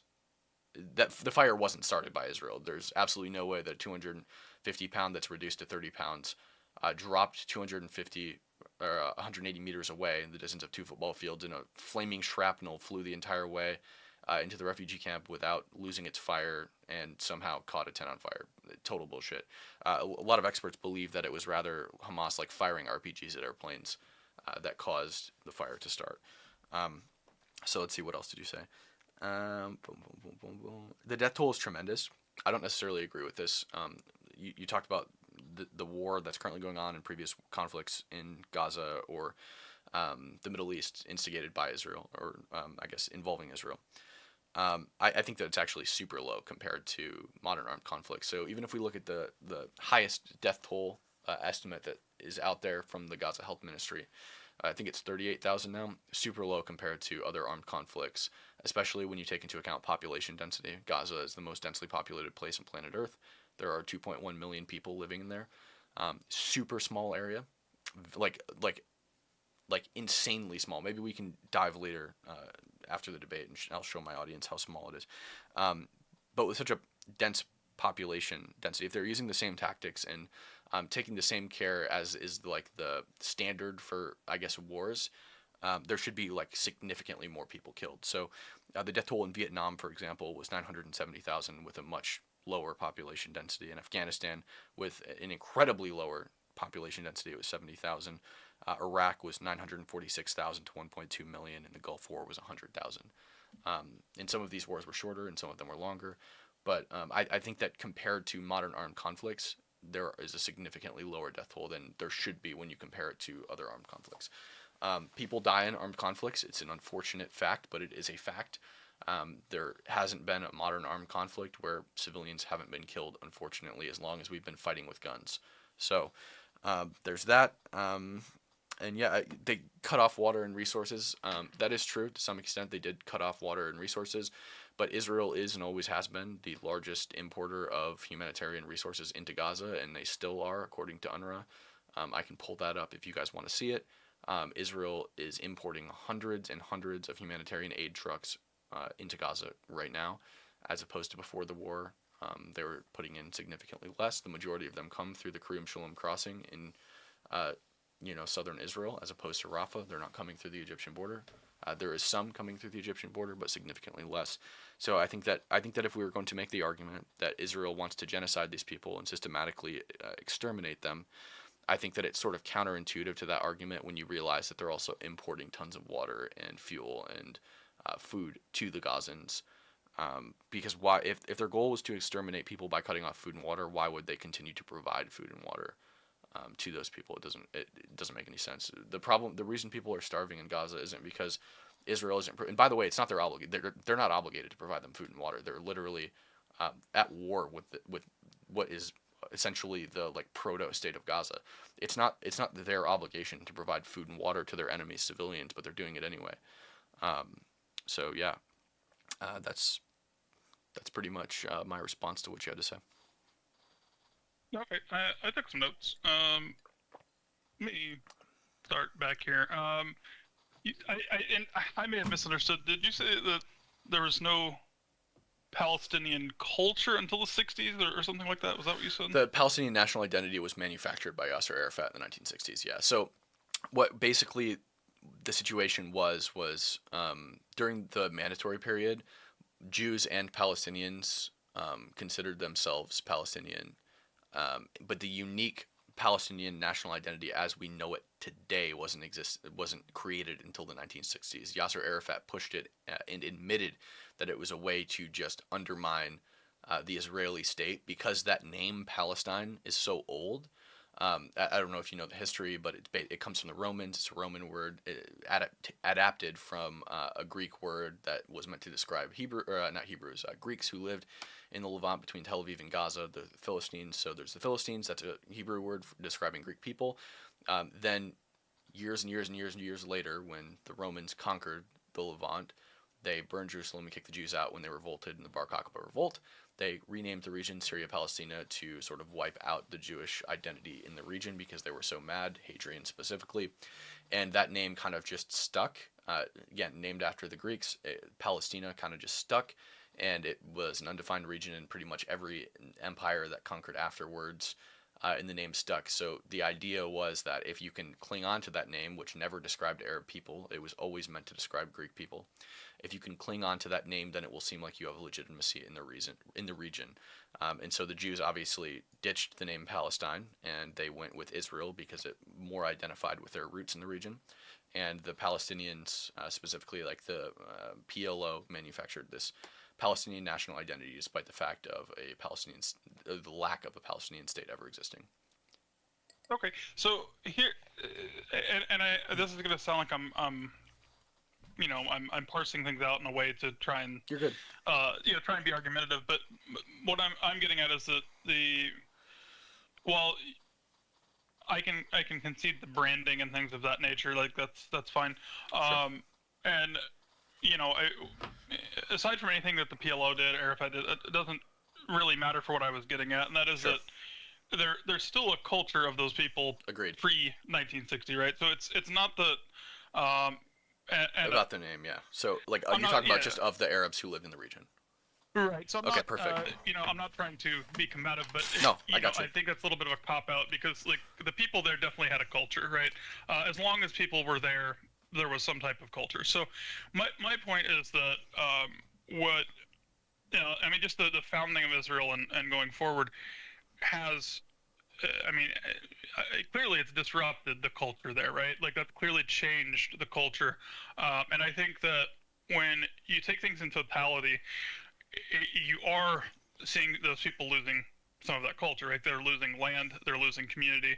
And then even further, outside of just the war aspect, when you see just the ongoing expansion of settlements, you see the displacement that keeps recurring. That to me is them losing their culture, right? A more obvious example of this is what happened in China, or is still happening in China with the Uyghur population in the West, right? They're taking the children, teaching them Mandarin, and depriving them of all that history of their people, and then locking up adults over nothing, right? Just putting them in camps. So my point is, like, again, there's a sliding scale of things, right? What China's doing is more systemic. It's more, it's more organized. What Israel's been doing has been a lot of incremental things over time. So expanding their borders is obviously a big thing. Depriving people of of the territory that they were in, and I don't like to get into the issue of like the quote unquote right to exist argument, because I think that's a different thing, right? Whether or not Israel has or does not have a right to exist is not really relevant, because it's more about what is Israel doing with the power that they currently have. And Agreed. To me, that's what it looks like to me, right? It looks like if you're expanding your border, you're taking these people, putting them into smaller and smaller areas in the West Bank specifically. If you're constantly doing things that disrupt them from practicing their religion, doing things that keep them from keeping their communities together, obviously by having two separate locations, that's keeping those people apart. I do think that's part of genocide. I think that's what you're doing. You're eliminating that culture that they had. You're preventing them from, from living the lifestyles they were living. So I don't think that's even. I don't think what I'm saying is really debatable. Now you could say it's not genocide level. Okay, that's a discussion, but those are things that Israel has done and continues to do. Some of the things you mentioned that I just kind of noted. the permanent refugee camps are a thing, right? That actually happens in a lot of places that have protracted conflict. You see, like in West Africa, they still have some of these United Nations camps that have turned into basically neighborhoods. That's happened in Gaza for sure. So I can see what you're saying, how the reporting on that can get muddied. It can also get misguided, right? So people can start attributing that to well, they're bombing a refugee camp. People think it's a bunch of people in tents. That's not always the case. That is true. However, typically civilians in those places. No, also, I don't think minimizing 38,000 deaths is exactly a good thing to do. I think that, you know, is it proportionate to their population? Is it a small number? I mean, I guess, but then we're getting into like a weird. We're getting into a weird measuring contest of like mass casualty that I don't want to engage in. Like, I don't want to say like, oh well, 35 is not too bad, 40 is a little much, you know, 38's a sweet spot. I think that's you know, that's kind of gross to even debate that. But other things like, so like with Vietnam, I mean, that's a protracted war. That's a very long war. I don't think that's really an apples to oranges, or it's more of an apples to oranges than apples to apples. You could see the water was cut off. Again, that's, you know, that's war crime stuff. You can't cut off water to a civilian population. So that's horrible. I do think that, again, that does lead to more death of civilian populations. They also cut off, they did block a lot of aid. It was publicized. They blocked food, medicine from coming across in Rafah for a very long time. And then they started letting some trickle in. Not much. And people act like that was a big victory, but they were still bringing in like 10% of what they had been bringing previously. So why is Israel letting them import aid or sending aid? I think that that is, ultimately, I do think it is their responsibility. If you've taken a group of people and you've put them into what has been, you know, described as an open-air prison, I think you do have a responsibility to the civilians there, right? Not everybody there is a militant. Not everybody there is trying to, you know, engage any type of terrorism activity. So it is, I think if you're going to keep people trapped in this place, I think you have a requirement to take care of the people that you're occupying. Now, I would say you shouldn't occupy people, but, you know, I'm just saying, in the situation we're in, I think that they do have a responsibility as civilians. Now, one of the things is that people are allowed to leave Gaza. Okay, so I know that's something that comes up all the time, like, oh, they can leave if they want to, but they can't go back. That's a big thing. They have trouble getting back in, and then again, that is, to me, that is another hallmark of erasing culture. You're telling people, you can go to Cairo, you can go to Damascus, you can go wherever the hell you want, but you're not coming home. And that is, again, that is, it becomes a de facto prison. Like, do you want to desert your whole family and leave? And then furthermore, a lot of the people there don't have the capital to do so. The income levels in the Palestinian territories are abhorrently low compared to what they are in Israel. People there are in extreme poverty. So it's not really a plausible thing to say they can up and move. And last thing, when they were bombing all these places and telling people to leave, there's definitely people that can't leave. Again, for the same reasons. They don't have transportation to get out of these cities. There's elderly people that are not well enough to leave. Other people that are infirmed. You could have, you know, people in hospitals, people that are crippled. You know, they can't go anywhere. And not to mention the very young population. A lot of them may not understand the full scale of these threats, so on and so forth. Like, so it's not. You know, giving people a warning, I mean, great, I guess. You know, it's a nice way to kill people, I guess. I don't know. It's just, again, to me, it's like, you're still, like, we're still going to have, like, these problems that come up, and I think to minimize them by saying that they gave them a warning is not fair. Okay, ready for me? Oh, yeah. Okay. So I just wanted to, I have this pulled up real quick. I'm not sure. Do you still have the stream up? I can maybe. Yeah, I can't see it though. It's too small. Here, let me share my screen to Discord. Or actually, I can do this. Is that better? Give me 1 second. Oh, there we go. Yep. Okay, 1 second. Let me just make sure it's all lined up properly. I'll just minimize you on Discord real quick. Okay. Where's this from, by the way? This is UNRWA. Okay. Okay, so this is UNRWA. So you can see this is May You've got, so orange is Karim Shalom crossing in Israel, and blue is Rafah. I believe, yeah, Rafah, and then Western Erez is obviously also Israel, but there's not a lot going into that crossing at this point. So you have 128 trucks here on the 5th. On the 4th, you've got 210, 270 here. On the 2nd, you've got 202 here. You've got 213, 81, 159, 159, 182, 203, 69, as opposed to Rafah, you see 80, 70, 50, 40, 30, 70, 40, 80.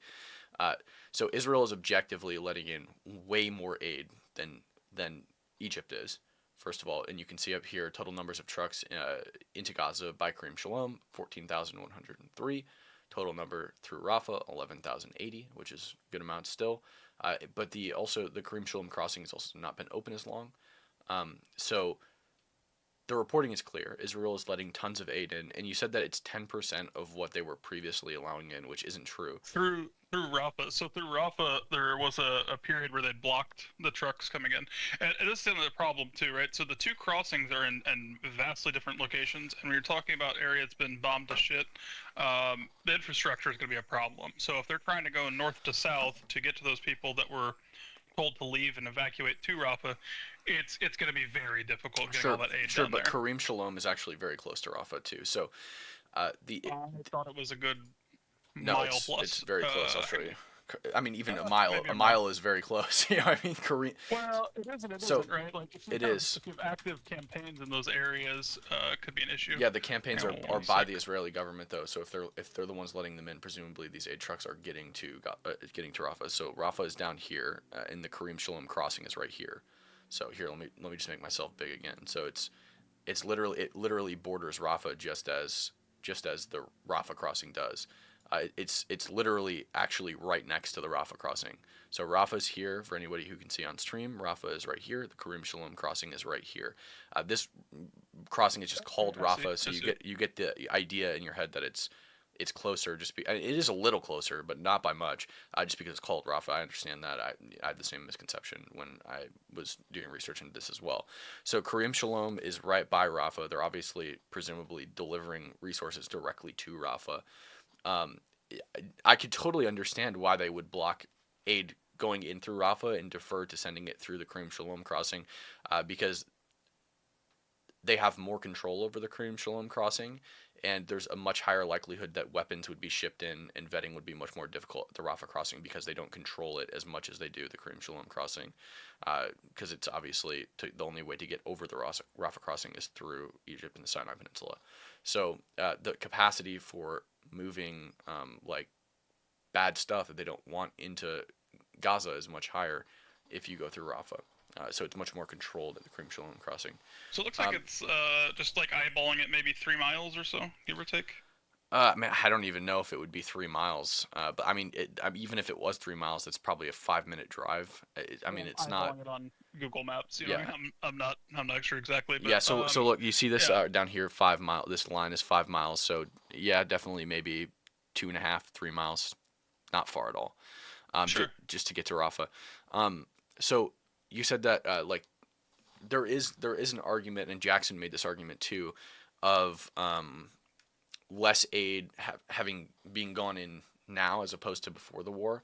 That misconception comes from the issue of Israel letting in construction materials and other commodities prior to the war. So it's something like 500 trucks was the daily average before the war, but almost I think it was like 50% of it was humanitarian aid. So significantly less humanitarian aid than is going in now. So the majority of that was like commodities and construction materials and stuff like that. There's more food and water. This chart is humanitarian aid, the one that I showed. So there's much more humanitarian aid going in now than there was before. So I think it's counterintuitive. Sure, now, yeah, absolutely. Yeah. Like, I know there's more now, but this is back. I'm thinking like April, May. Yeah, that chart was April, May. So again, I'll show this again. So this is May 5th, 128 trucks from Karim Shalom. May 5th, May 4th, 210, May 3rd, 270. Go all the way back to April, you're still looking at somewhere from 170 to 200 plus trucks every single day going in. And they have some low days, like it seems like maybe like a Sunday or Saturday or something where there's like We less see that goes in. you see the total though of May, right? You see like just the percentages. So my numbers are wrong. It is what it is. Yeah, no worries. But you see that's a significant reduction in aid, and I do think I don't that, think like, so. Wait, what do you mean significant reduction? from April to May, like on the No, chart over there to the right. It seems. Oh yeah, sure. But you also have to think about like what was going on in May. Obviously, Hamas is like ramping up what they're doing, but still, I mean, look at the total for like what's going in through Rafah, as opposed to what's going in through Karim Shalom crossing. Like Israel's undoubtedly importing humanitarian aid at a significantly higher rate than anyone else.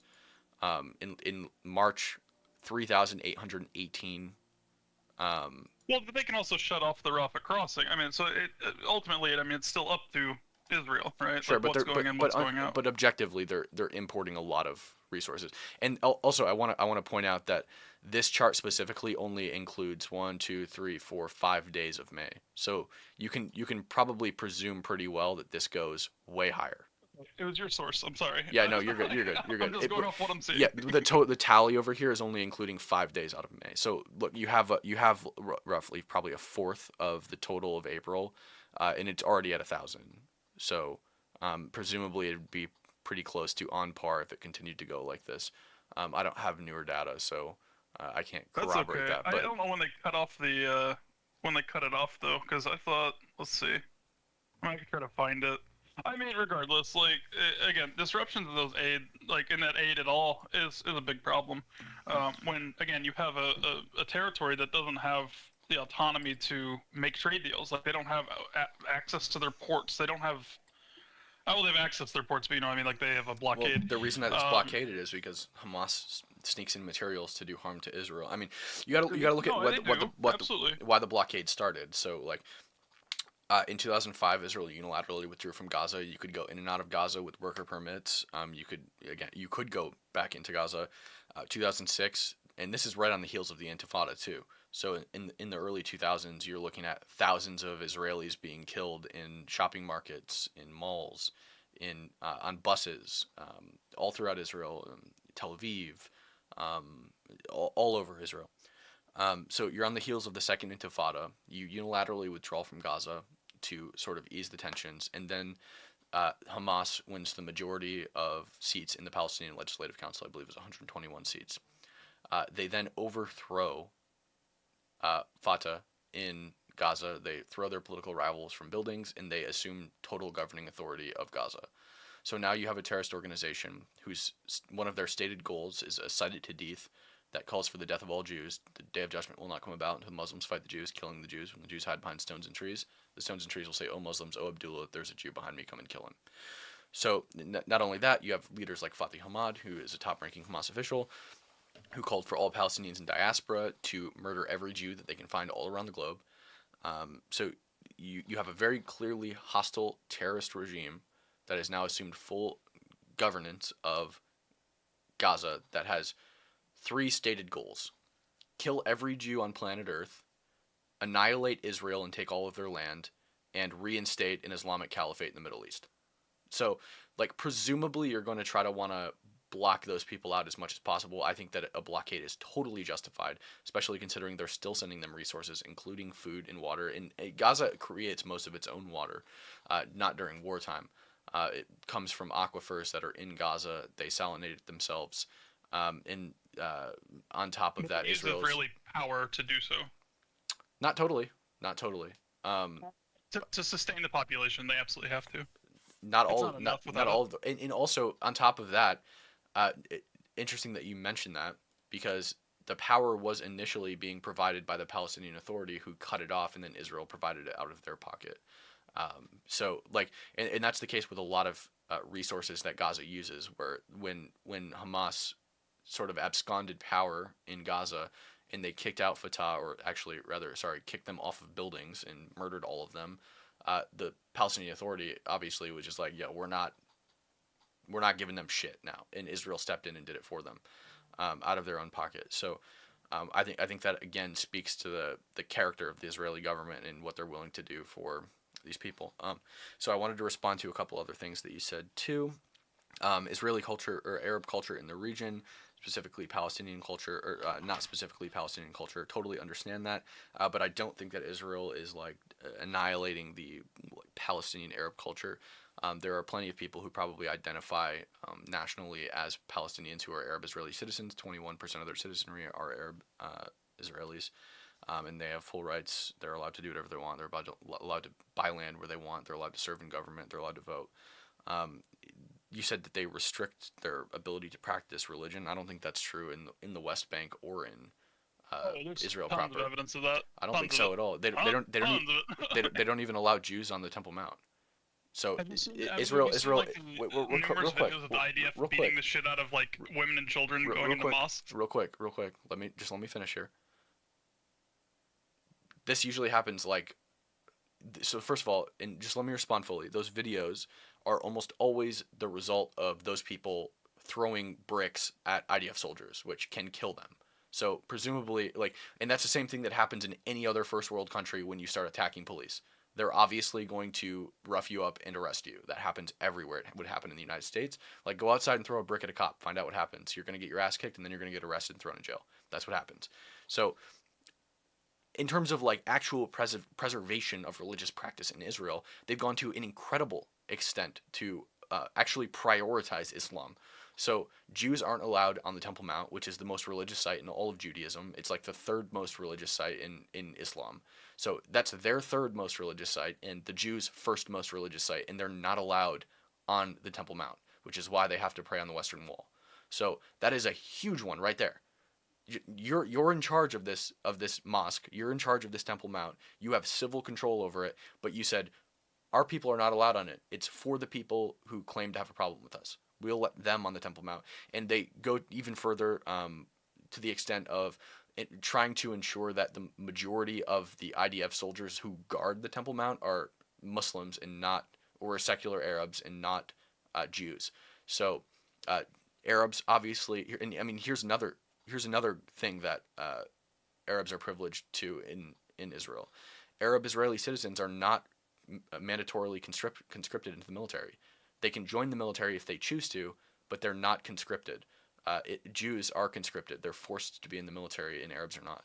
On top of that, there are tons of affirmative action programs for Arabs, and that's been the case since Israel was founded. They've provided sort of affirmative action programs, especially for colleges, allowing Arabs to get education to sort of compensate for the fact that, like you said, Arabs in Israel are in general poorer than Jews, and that's probably because they're a minority.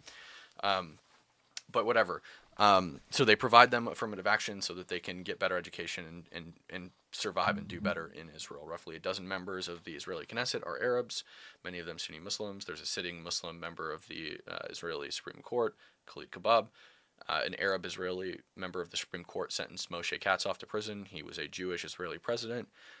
So in terms of like treatment, I think that Arabs get treated pretty well. And those people, a lot of people say that they're against the Palestinians, not the Arabs, and they're committing an ethnic genocide against the Palestinians. But Palestinian is not an ethnicity; it's a nationality.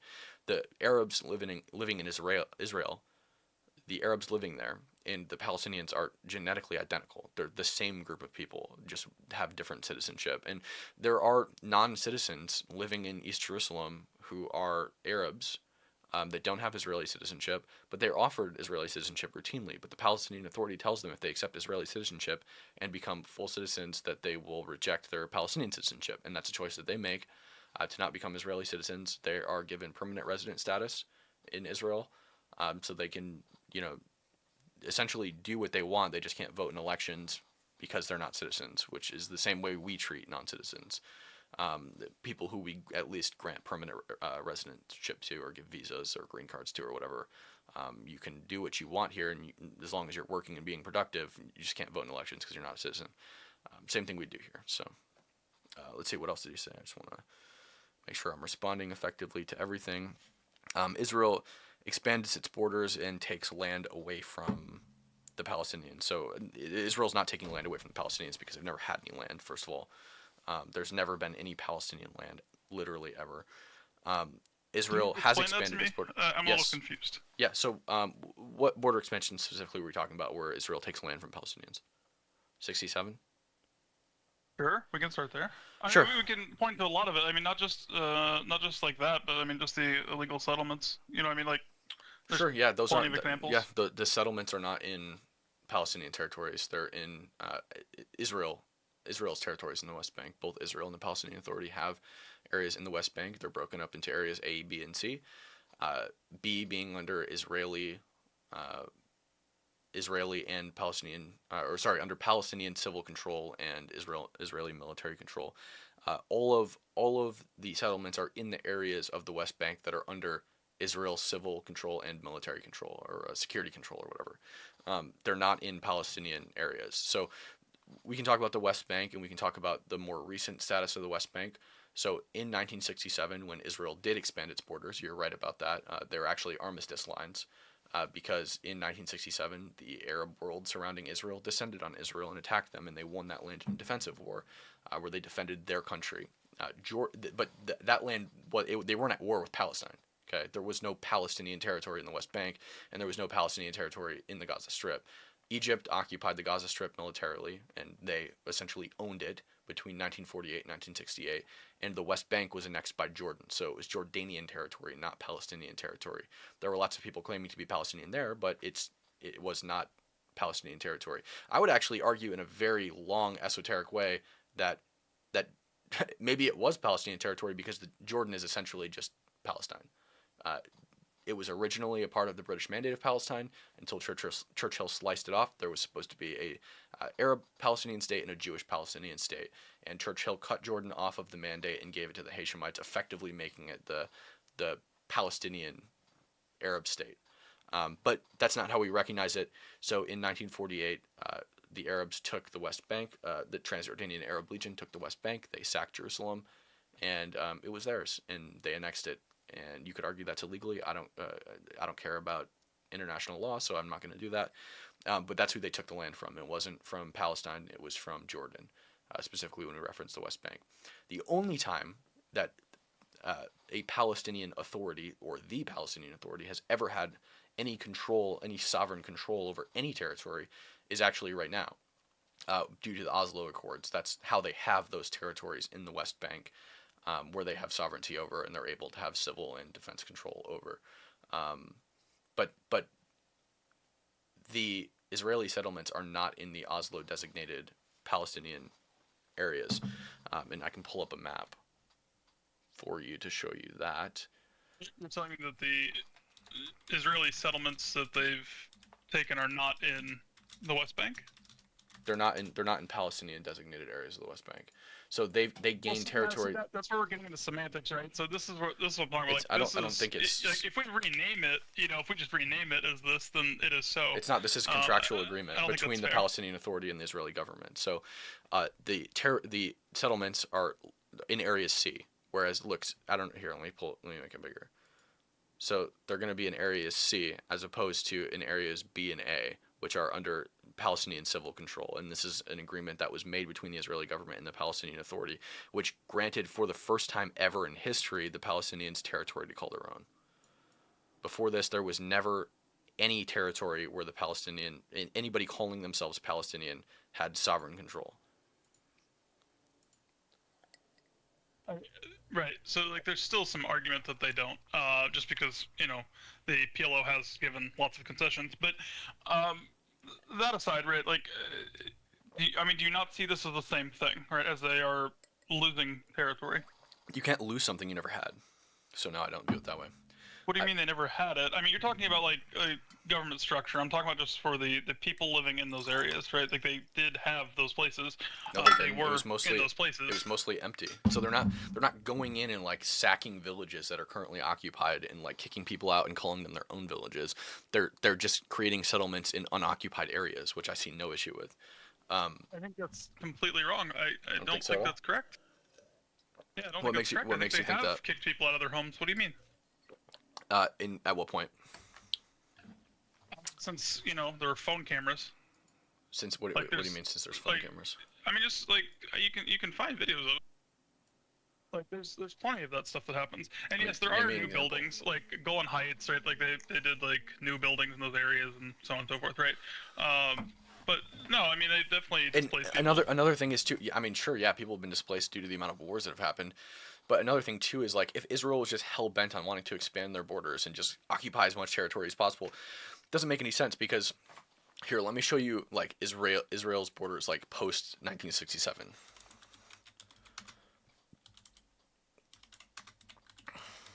So these were the armistice lines.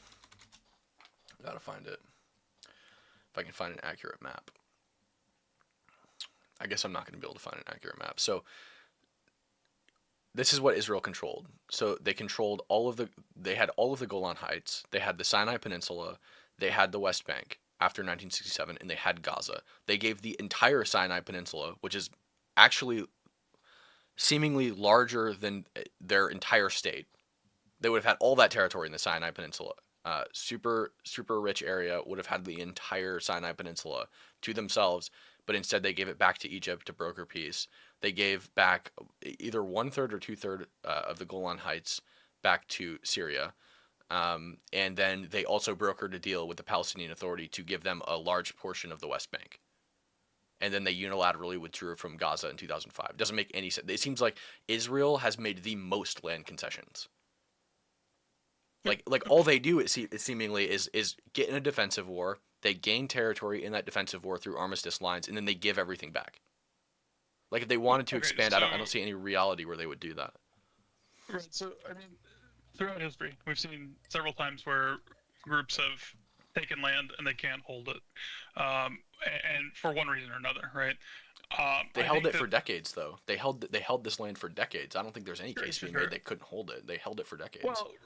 Well, I mean, the Ottoman Empire held a lot of shit for centuries. The British Empire held lots of shit for centuries. You can, like I said, that doesn't really matter, right? Like there's certain points where I think. I'm sorry, what? I just don't think that's gonna be a strong argument because in those cases, what happened is it crippled, and you're right. They couldn't hold it long term, and they lost it. Israel didn't lose it in a conflict because they couldn't hold it. They conceded and gave it back to broker peace in every instance. They did it with Syria, they did it with Egypt, and they did it with the Palestinian Authority. Right, no, but that's my point. Like I'm saying that those concessions, I don't think were just virtuous concessions. I think they're strategic concessions. I think that Israel's like entire existence is going to be contingent upon them being able to cooperate with their neighbors when they can, right? Like they're surrounded by people that hate them. So they're going to have to find ways to broker some deals to continue to even exist. Yeah, so I don't know how that weakens my argument. Of course they're going to do that. I'm not saying it does weaken your. I'm just saying. But if they were just hungry for new territory, they wouldn't make these concessions. Like if they just wanted to expand and take over the Middle East, they wouldn't give these concessions. They would ride the momentum and continue taking over places. But they didn't do that. They gave it all back. That's right. That's what I'm talking about. Though. Like you can desire to expand, whether you can or cannot is a different question, right? So I would argue that Israel doesn't really have the option to expand in a meaningful way of taking territory from people and then holding that territory. I think that's going to be a disaster for them to do. So that's what I'm getting at. Again, they did it for decades. They held the land as like a trading chip, and then when Egypt was ready to make peace, they gave the Sinai Peninsula back. They did the same thing with the Golan Heights, and then they also did the exact same thing with the Oslo Accords, both 1 and 2 in the West Bank. So I don't see any reality where they couldn't hold the territory because they clearly did. I mean, every single time they'd fight a 4-front war and win. Every single time. I don't think there's any argument that they couldn't hold it. I think they could have kept expanding and been fine. Like every single time their neighbors declared war on them, they beat their ass. In 1967, it only took 6 days. They did one strafing run over Egypt and destroyed 90% of their military, or their air force at least. So that they couldn't hold it, I think is ridiculous. They gave it back as sure, you can call it a strategic concession, but to make peace in good faith. Crap, I just dropped ice everywhere. Right. No, and I think that's what it is. I think that again, we can point to other empires through history, right, that have held lots of territory or expanded, and it does fall apart. So I'm saying if you can alleviate some of the threat and make peace with somebody like Egypt, it's probably better that you do. Even if they did run through them, it doesn't seem like it's a bad idea to try and foster any goodwill you can when you're a country that, like I said, is besieged by countries that do hate you. Yeah, but it seems like it's in good faith, right? I mean, whether they need it or not, I mean, it's in good faith. They were this terrible Nazi territory sucking pariah that everybody makes them out to be. It seems like they would just not do this in the name of peace, right? Because they can clearly take all of their neighbors in wars. We've seen it again and again and again. Like I don't see why they would do that if they were this just territory sucking pariah that everybody calls them. I think it's because the Palestinian, political capital is just not there. I think that's a big part of it. I don't think that the allies in the area are going to really go that crazy if you're doing small things, like taking a neighborhood of homes and saying, well, Israeli settlers are living here now. I think that type of stuff you can get away with as opposed to full on. But again, they got away with the armistice lines and the territory expansion in 1967 for decades. For decades, they didn't give the Sinai Peninsula back until the 80s. No, I understand. I'm just saying that I don't think that would have contributed to their own safety and security. Like just keeping that, I think it would have. It creates a buffer between Israel and Egypt if they ever declared war again, and same thing with the West Bank and Jordan, and then same with the Golan Heights in Syria and Lebanon. So I mean, I think for sure there's definitely strategic advantages to holding that territory. If you give it back, all you're doing is allowing those people to get closer to you again. I see what you're saying.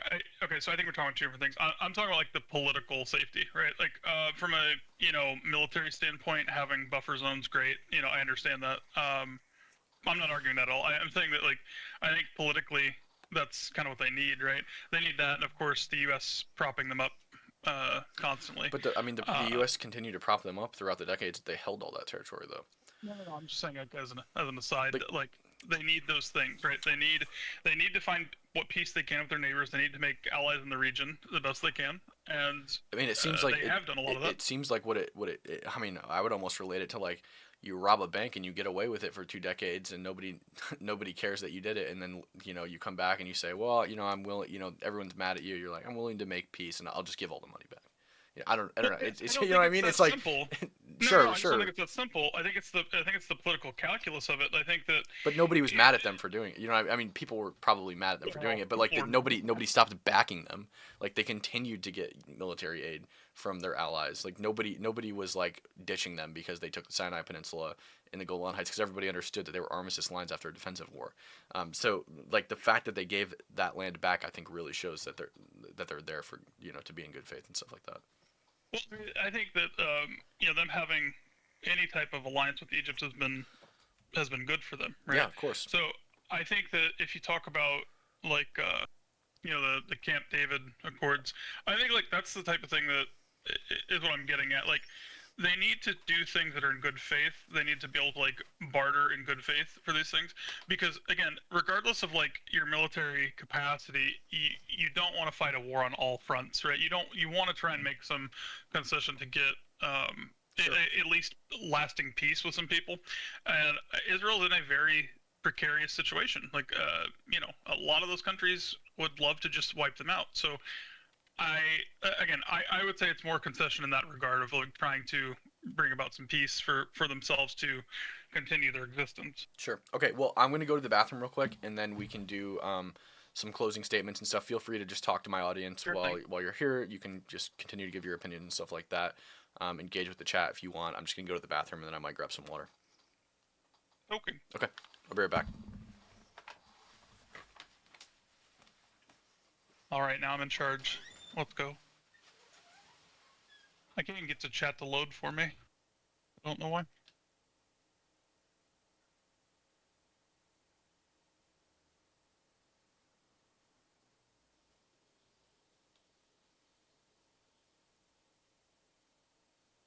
Sorry, I'm boring. I'm not very good at entertaining. I think my point I mentioned earlier, which I'll have to bring up to them, is that I still think debates are somewhat fruitless. I don't think we change a lot of hearts and minds.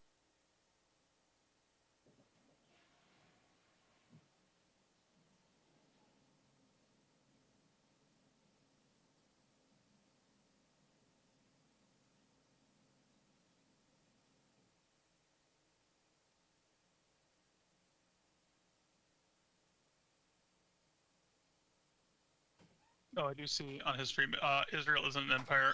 Sure, I'm not saying it is an empire. My point was that people that tend to expand beyond their capacity tend to fall. Okay, I'm back. You want to do some closing statements and wrap it up? I've just got some other stuff I want to talk about on stream today. Yeah, totally. I'm taking too much of your time. Are you Yeah, streaming on you're something good, else too? So I'm streaming on YouTube, Twitch, and Twitter, I believe. It won't let me stream on Because I saw the chat on your stream. I didn't see it in Twitch chat, so I didn't know where it was. Yeah, it'll, if you watch the chat box on my stream, it'll show the multi-stream chat from like all the other platforms. So.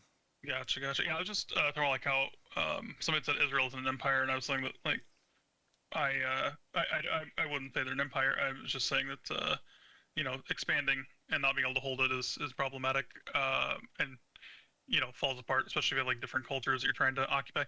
But I mean, I guess closing thing. I think Hamas is bad. Is basically my thesis. Not a big Hamas enjoyer.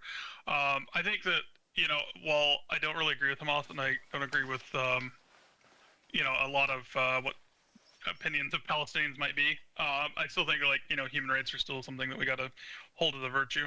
I think that cutting off supply lines to civilians is pretty abhorrent. Sure. Yeah. I mean, I think that taking hostages is also abhorrent. I'm sure that you agree. Yeah. And I think when your enemy is playing dirty, it becomes very difficult for you to not also play dirty. I don't think it constitutes genocide, though. I think that Israel has, again and again, shown that they are willing to provide aid to Gazans. I think time and time again, they've shown that they're willing to be good faith negotiators in the Middle East with their neighbors who seem to constantly want to kill them, at least in the past. I also believe, I mean, I don't think they're committing a genocide. I think that we talked a little bit about the death toll, and it's not that I want to litigate and say like, oh, like it's not that big of a deal, 38,000 people are dead. I don't agree with the Gaza Health Ministry's death toll. Abraham Weiner did an in-depth analysis on it and found that it's statistically impossible. There's a negative correlation between the deaths of men and women. There's also no correlation between the deaths of women and children. It increases with almost exact metronomic linearity. Now, that's not to say that the death toll might still be in the neighborhood of 38,000 people. It very well could be, but the demographic that the reporting of the kill count is statistically impossible. So it seems like they're probably lying mostly about demographics. It also doesn't delineate between militant and non-militant casualties, so there's also that. It seems like a good portion are probably militants, especially with the names that Israel has released of many of the people that they've killed, the militants. So yeah, that was just to say that I think that it's very low relative to modern armed conflicts. Not that it's insignificant or that doesn't matter, to minimize it. Obviously, I think civilian deaths are bad. I don't think they should happen at all. But unfortunately, we live in a world where it does happen, and it's happened in every war because no military is perfect. And a lot of times, especially when you're fighting wars against guerrilla forces, they play extremely dirty and they hide behind their own people, especially when they're religiously fanatic. So that was sucks. What's that? Hamas is garbage. That's why it's like I don't even think like I think that it's one thing to discuss like what Israel is doing or not doing. I think that's important to talk about because like I mean we can both sit here and just be like Hamas is shitty. I mean like there's not a lot of I don't think there's a lot of debate there. I hope not. I'd hope that you. Unfortunately, there is. Yeah, I hope that you agree with me that that they do a lot of horrible things. So I think like one of the virtues I try to look at is that I think that we have to, if we want to be moral, we have to hold ourselves to a higher standard. So that's kind of what I'm getting at. I think that we can definitely say that a lot of the stuff Hamas has done is worse. I think kidnapping civilians is horrible, but that doesn't mean that we need to match that type of thing, Agreed. right? So I thank you for having me. Also, I did want to I did pull up from VOA. They're saying that Israel has declared, this was in May, I think. They're saying 16,000 civilians. That's a lot of civilians. 14,000 terrorists. It says 16,000 civilians. So that's what's being reported as numbers offered by Israel. Hamas, their Ministry of Health is saying 35,000 people died total. 25,000 people they've identified. Now, I think that, again, we're getting into like one of those things where I would just caution you in this way. I would just say we don't want to massage it. I don't want to say like 30,000 is just so much worse than 20,000 because yes, it is, but 20,000 is still very bad, right? I think so it's still. I think 16,000 it's still so pretty bad. very low. Like compared to other modern armed conflicts, I think it's very very low, especially when you take into account the population density of Gaza. Especially like when people are saying they're doing indiscriminate bombing and stuff, like they're not. But if they were doing indiscriminate bombing, if they were carpet bombing Gaza, especially densely populated civilian areas with 2.1 million people living in like one of the smallest proto states in the entire world, there would be way more people dead. Well, sure, they could definitely. I mean, yeah, it could be worse. You know, I mean, like that's for sure. But I mean, even Israel's own numbers saying they've killed more civilians than they have actual militants. So it's like I said, it's still not great. It's a shitty conflict regardless. Yeah. I think we can agree to that, right? Totally. Yeah. Agreed. It's unfortunate, but thank you for letting me waste all your time with my No, ramblings. hey man, you're good. You're good. You're keeping you know, I mean, this is what it's about. It's about having conversations with people, especially people who don't agree with you, and kind of finding what we can find common ground on, and kind of hashing out the ideas. And you know, I mean, a lot of times when I debate people, there are things that I didn't know that I learned. So that's the importance of it. So I'm glad you came. You didn't waste my time. Don't worry about that, and you're welcome to come back anytime you want. All right. Well, thanks for having me. Have a good day. Yeah. Have a good day. See ya. All right. That was a good conversation, I think. What'd you guys think? All right, let's see. What do we got going on today? Wonder what's trending on Twitter, actually. Had fun. Yeah, man, I had fun too. It was a good conversation. I'm glad you came up. Let's see what's trending.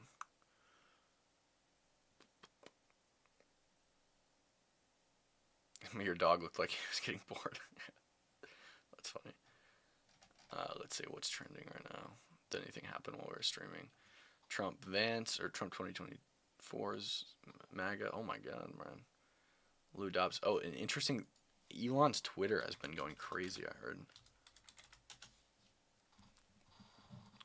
So Elon came out and he fully endorsed Donald Trump after he got shot. So you know the same thing about Trump. Yeah.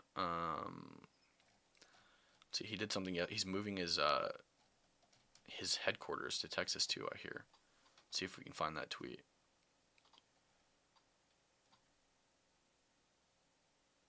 Oh yeah, this happened too. Newsom, yeah, over controversial transgender law. So now, in California, schools are allowed to conceal if their students are transgender from their students' parents. So Elon's really mad about that, and that's why he decided to move his headquarters out of California. U.S. income. Yeah, look at exactly. That's actually. I wonder what this sort. Let's see what the community. They're always hitting Elon with the dumbest community notes. This post appears to be deliberately excluding median income statistics from nations such as Nigeria. Wait. It's not excluding incomes from other countries. This is just U.S. household income by ethnic group. And whites are, you know, losing hard. Vietnamese, Cambodian, Korean, Indonesian, Filipino, Pakistani, Japanese, Chinese, and Taiwanese all make way more than those. And Indians. The median household income for Asians is like insanely high. But you would never argue that the U.S. is discriminating against white people because they allow Indians to literally over double the median income for white people.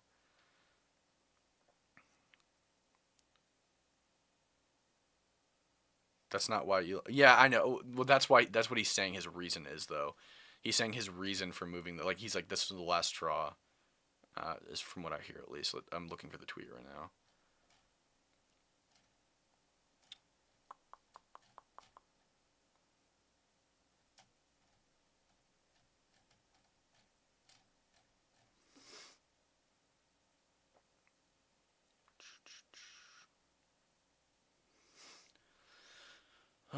Let's see.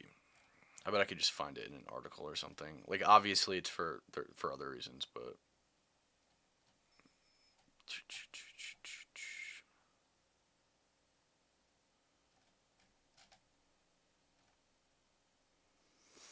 Let's see.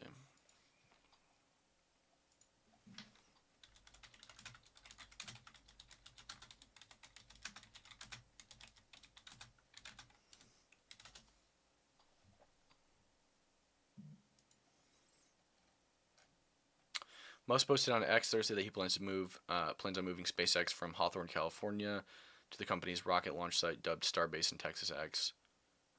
X will move to Austin from San Francisco. He called a new law signed Monday by California Governor Gavin Newsom that bars school districts from requiring staff to notify parents that their child's gender identification change as the final straw. So yeah.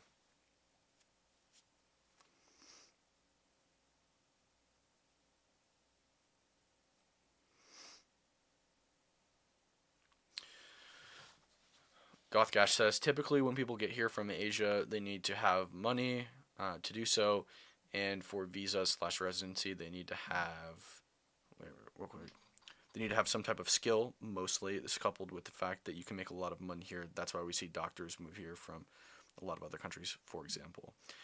So I mean, this chart that Elon posted is just going to be income. It's not going to be like wealth that you come here with. So it's not taking into account if people came here with $1 million saved up. It's taking into account what their median income is after they get here. But that what he's debunking isn't, or what he's arguing against here isn't like, Indians are being systemically prioritized over white people. What he's arguing is that there's obviously not systemic discrimination that props up white people and ensures their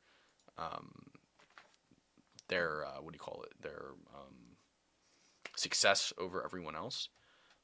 Clearly, in the United States, everybody has opportunity to be massively successful. We're not holding back minorities.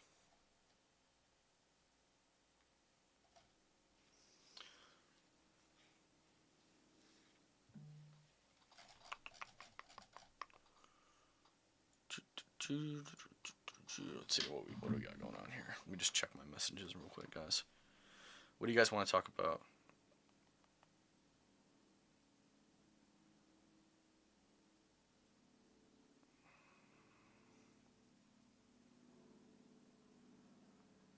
Oh, Michael Rappaport just here. Let's react to this. Michael Rappaport just sent me an interview that he did.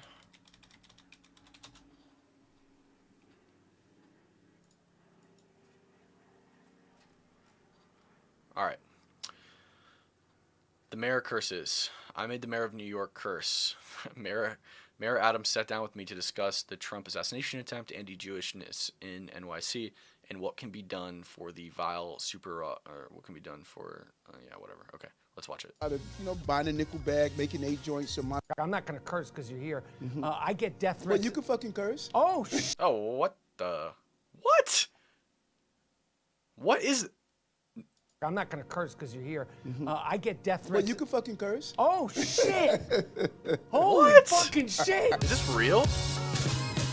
So when you look at my life growing up in Brownsville, in really South Jamaica, Queens, learning disability, dyslexic, I started running numbers. I started, buying a nickel bag, making 8 joints so mommy could have $3 to buy the food. I didn't know this. I didn't want to go to school. I was like, I need my own security detail. I didn't know what that. When you look at my life, I want you to see the bend in the road is not the end of the road. Everyone knows the mayor, you know that. But I like to be clear. There are roles that I have, and there are roles that they have, and I got 99 problems. I got it. I don't want to finish the sentence. But you got 99 problems.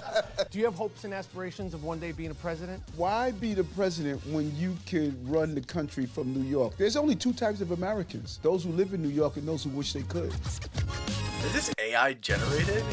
What is this? This is great, actually. I like that. That's cool. Let's see what else. Spoken about the anti-Jewishness. I don't call it anti-Semitism, it's anti-Jewishness. Jews in New York are scared. Jews in New York are concerned. Jews in New York City are uncomfortable. I'm consistent. It's not one group. There's a consistency when it happens to members of the LGBTQ plus community, the African American community, the Hispanic community. Wrong is wrong to me. And so when I saw what happened on October 7th, and many people don't even know the depth of what happened. They may have read the story and they say, oh, it was a terrorist attack. No, when you walk around here and it has become chic and it has become this popular thing, oh, I am Hamas, I am Al-Qaeda, I am Hezbollah.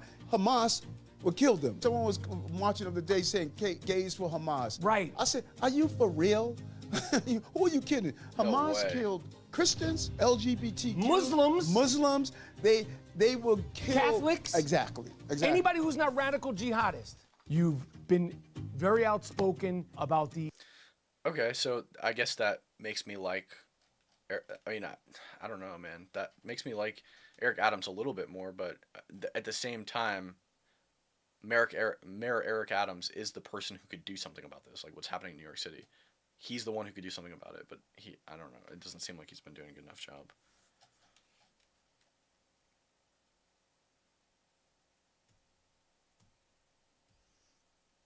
Yeah, I got a source right here.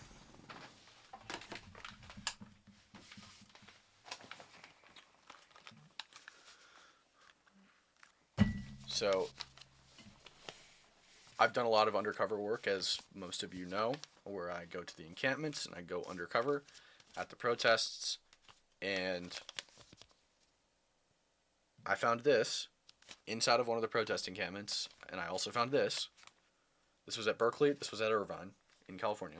Obviously he's talking about New York, but to show that these people do support Hamas, this one says Operation Al-Aqsa Flood was an act of decolonization. Operation Al-Aqsa Flood was the October 7th terrorist attack on Israel. This one says Our Narrative, Operation Al-Aqsa Flood. This was a document that was released by Hamas after the October 7th terrorist attack, in which they denied that they killed any civilians. They justify what they did, and they say that Israel deserved it. What's interesting about this document is it's going to be out of focus. You guys aren't going to see it very well. But it says right here, Hamas Media Office. They literally, the organizers of these protests, the same people who are organizing the Queers for Palestine protests, at least in Los Angeles, primarily Students for Justice in Palestine, SJP, literally printed this off from the Hamas Media website, the Hamas Media Office, and distributed it within their encampment. I found this inside the encampment, and I took it with me when I left. So they're definitely supporting Hamas. Yes. Yeah, well, not necessarily just by gays, but by the same people who are organizing the Queers for Palestine protests. So it's going to be like, at least in LA, I can't speak to New York because I haven't been to the protests in New York. I've been to Berkeley, Irvine, UCLA, and Emerson universities. And at least in Southern California, the SJP chapters are the ones who are running the Queers for Palestine protests, and they're also the ones who are running the encampments. So those people printed and distributed this, which is a piece of propaganda full of lies printed directly from the Hamas Media Office. And this one is literature written by somebody else. I don't, let's see. I don't know what this says up here because I can't read Arabic, but it was written by somebody named Rawan Mazari, and it talks about how Operation Al-Aqsa Flood was a good thing. So that's obviously like point blank support for Hamas. Yeah, still wouldn't support Hamas, of course. So yeah, that's that. Let's go back. Let's see what's trending. Might talk about a couple more things and end the stream. Yeah, I should check that out and see what it says. Got a lot of Trump stuff trending.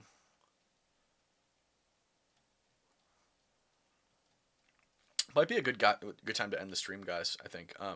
So we're going to try to do this more regularly. Excuse me.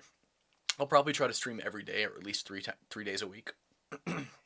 Talk about whatever's in the news cycle. Have conversations with people like you did with Gothcash today. Talk about whatever they want to talk about, or whatever's in the news cycle. We'll make this stream a regular thing. Hopefully we'll pull more people, and yeah, I'm looking forward to it, guys. It's gonna be it's gonna be fun. So that's the deal. So make sure to follow me, here, wherever you're watching.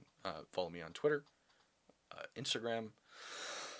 I'll be streaming primarily on YouTube, Twitch, and Twitter. So make sure to follow me in all those places. It's just either Cam or Cameron Higby on either platform. Yeah, thanks for coming up, Gothcash. I appreciate the conversation. So with that being said,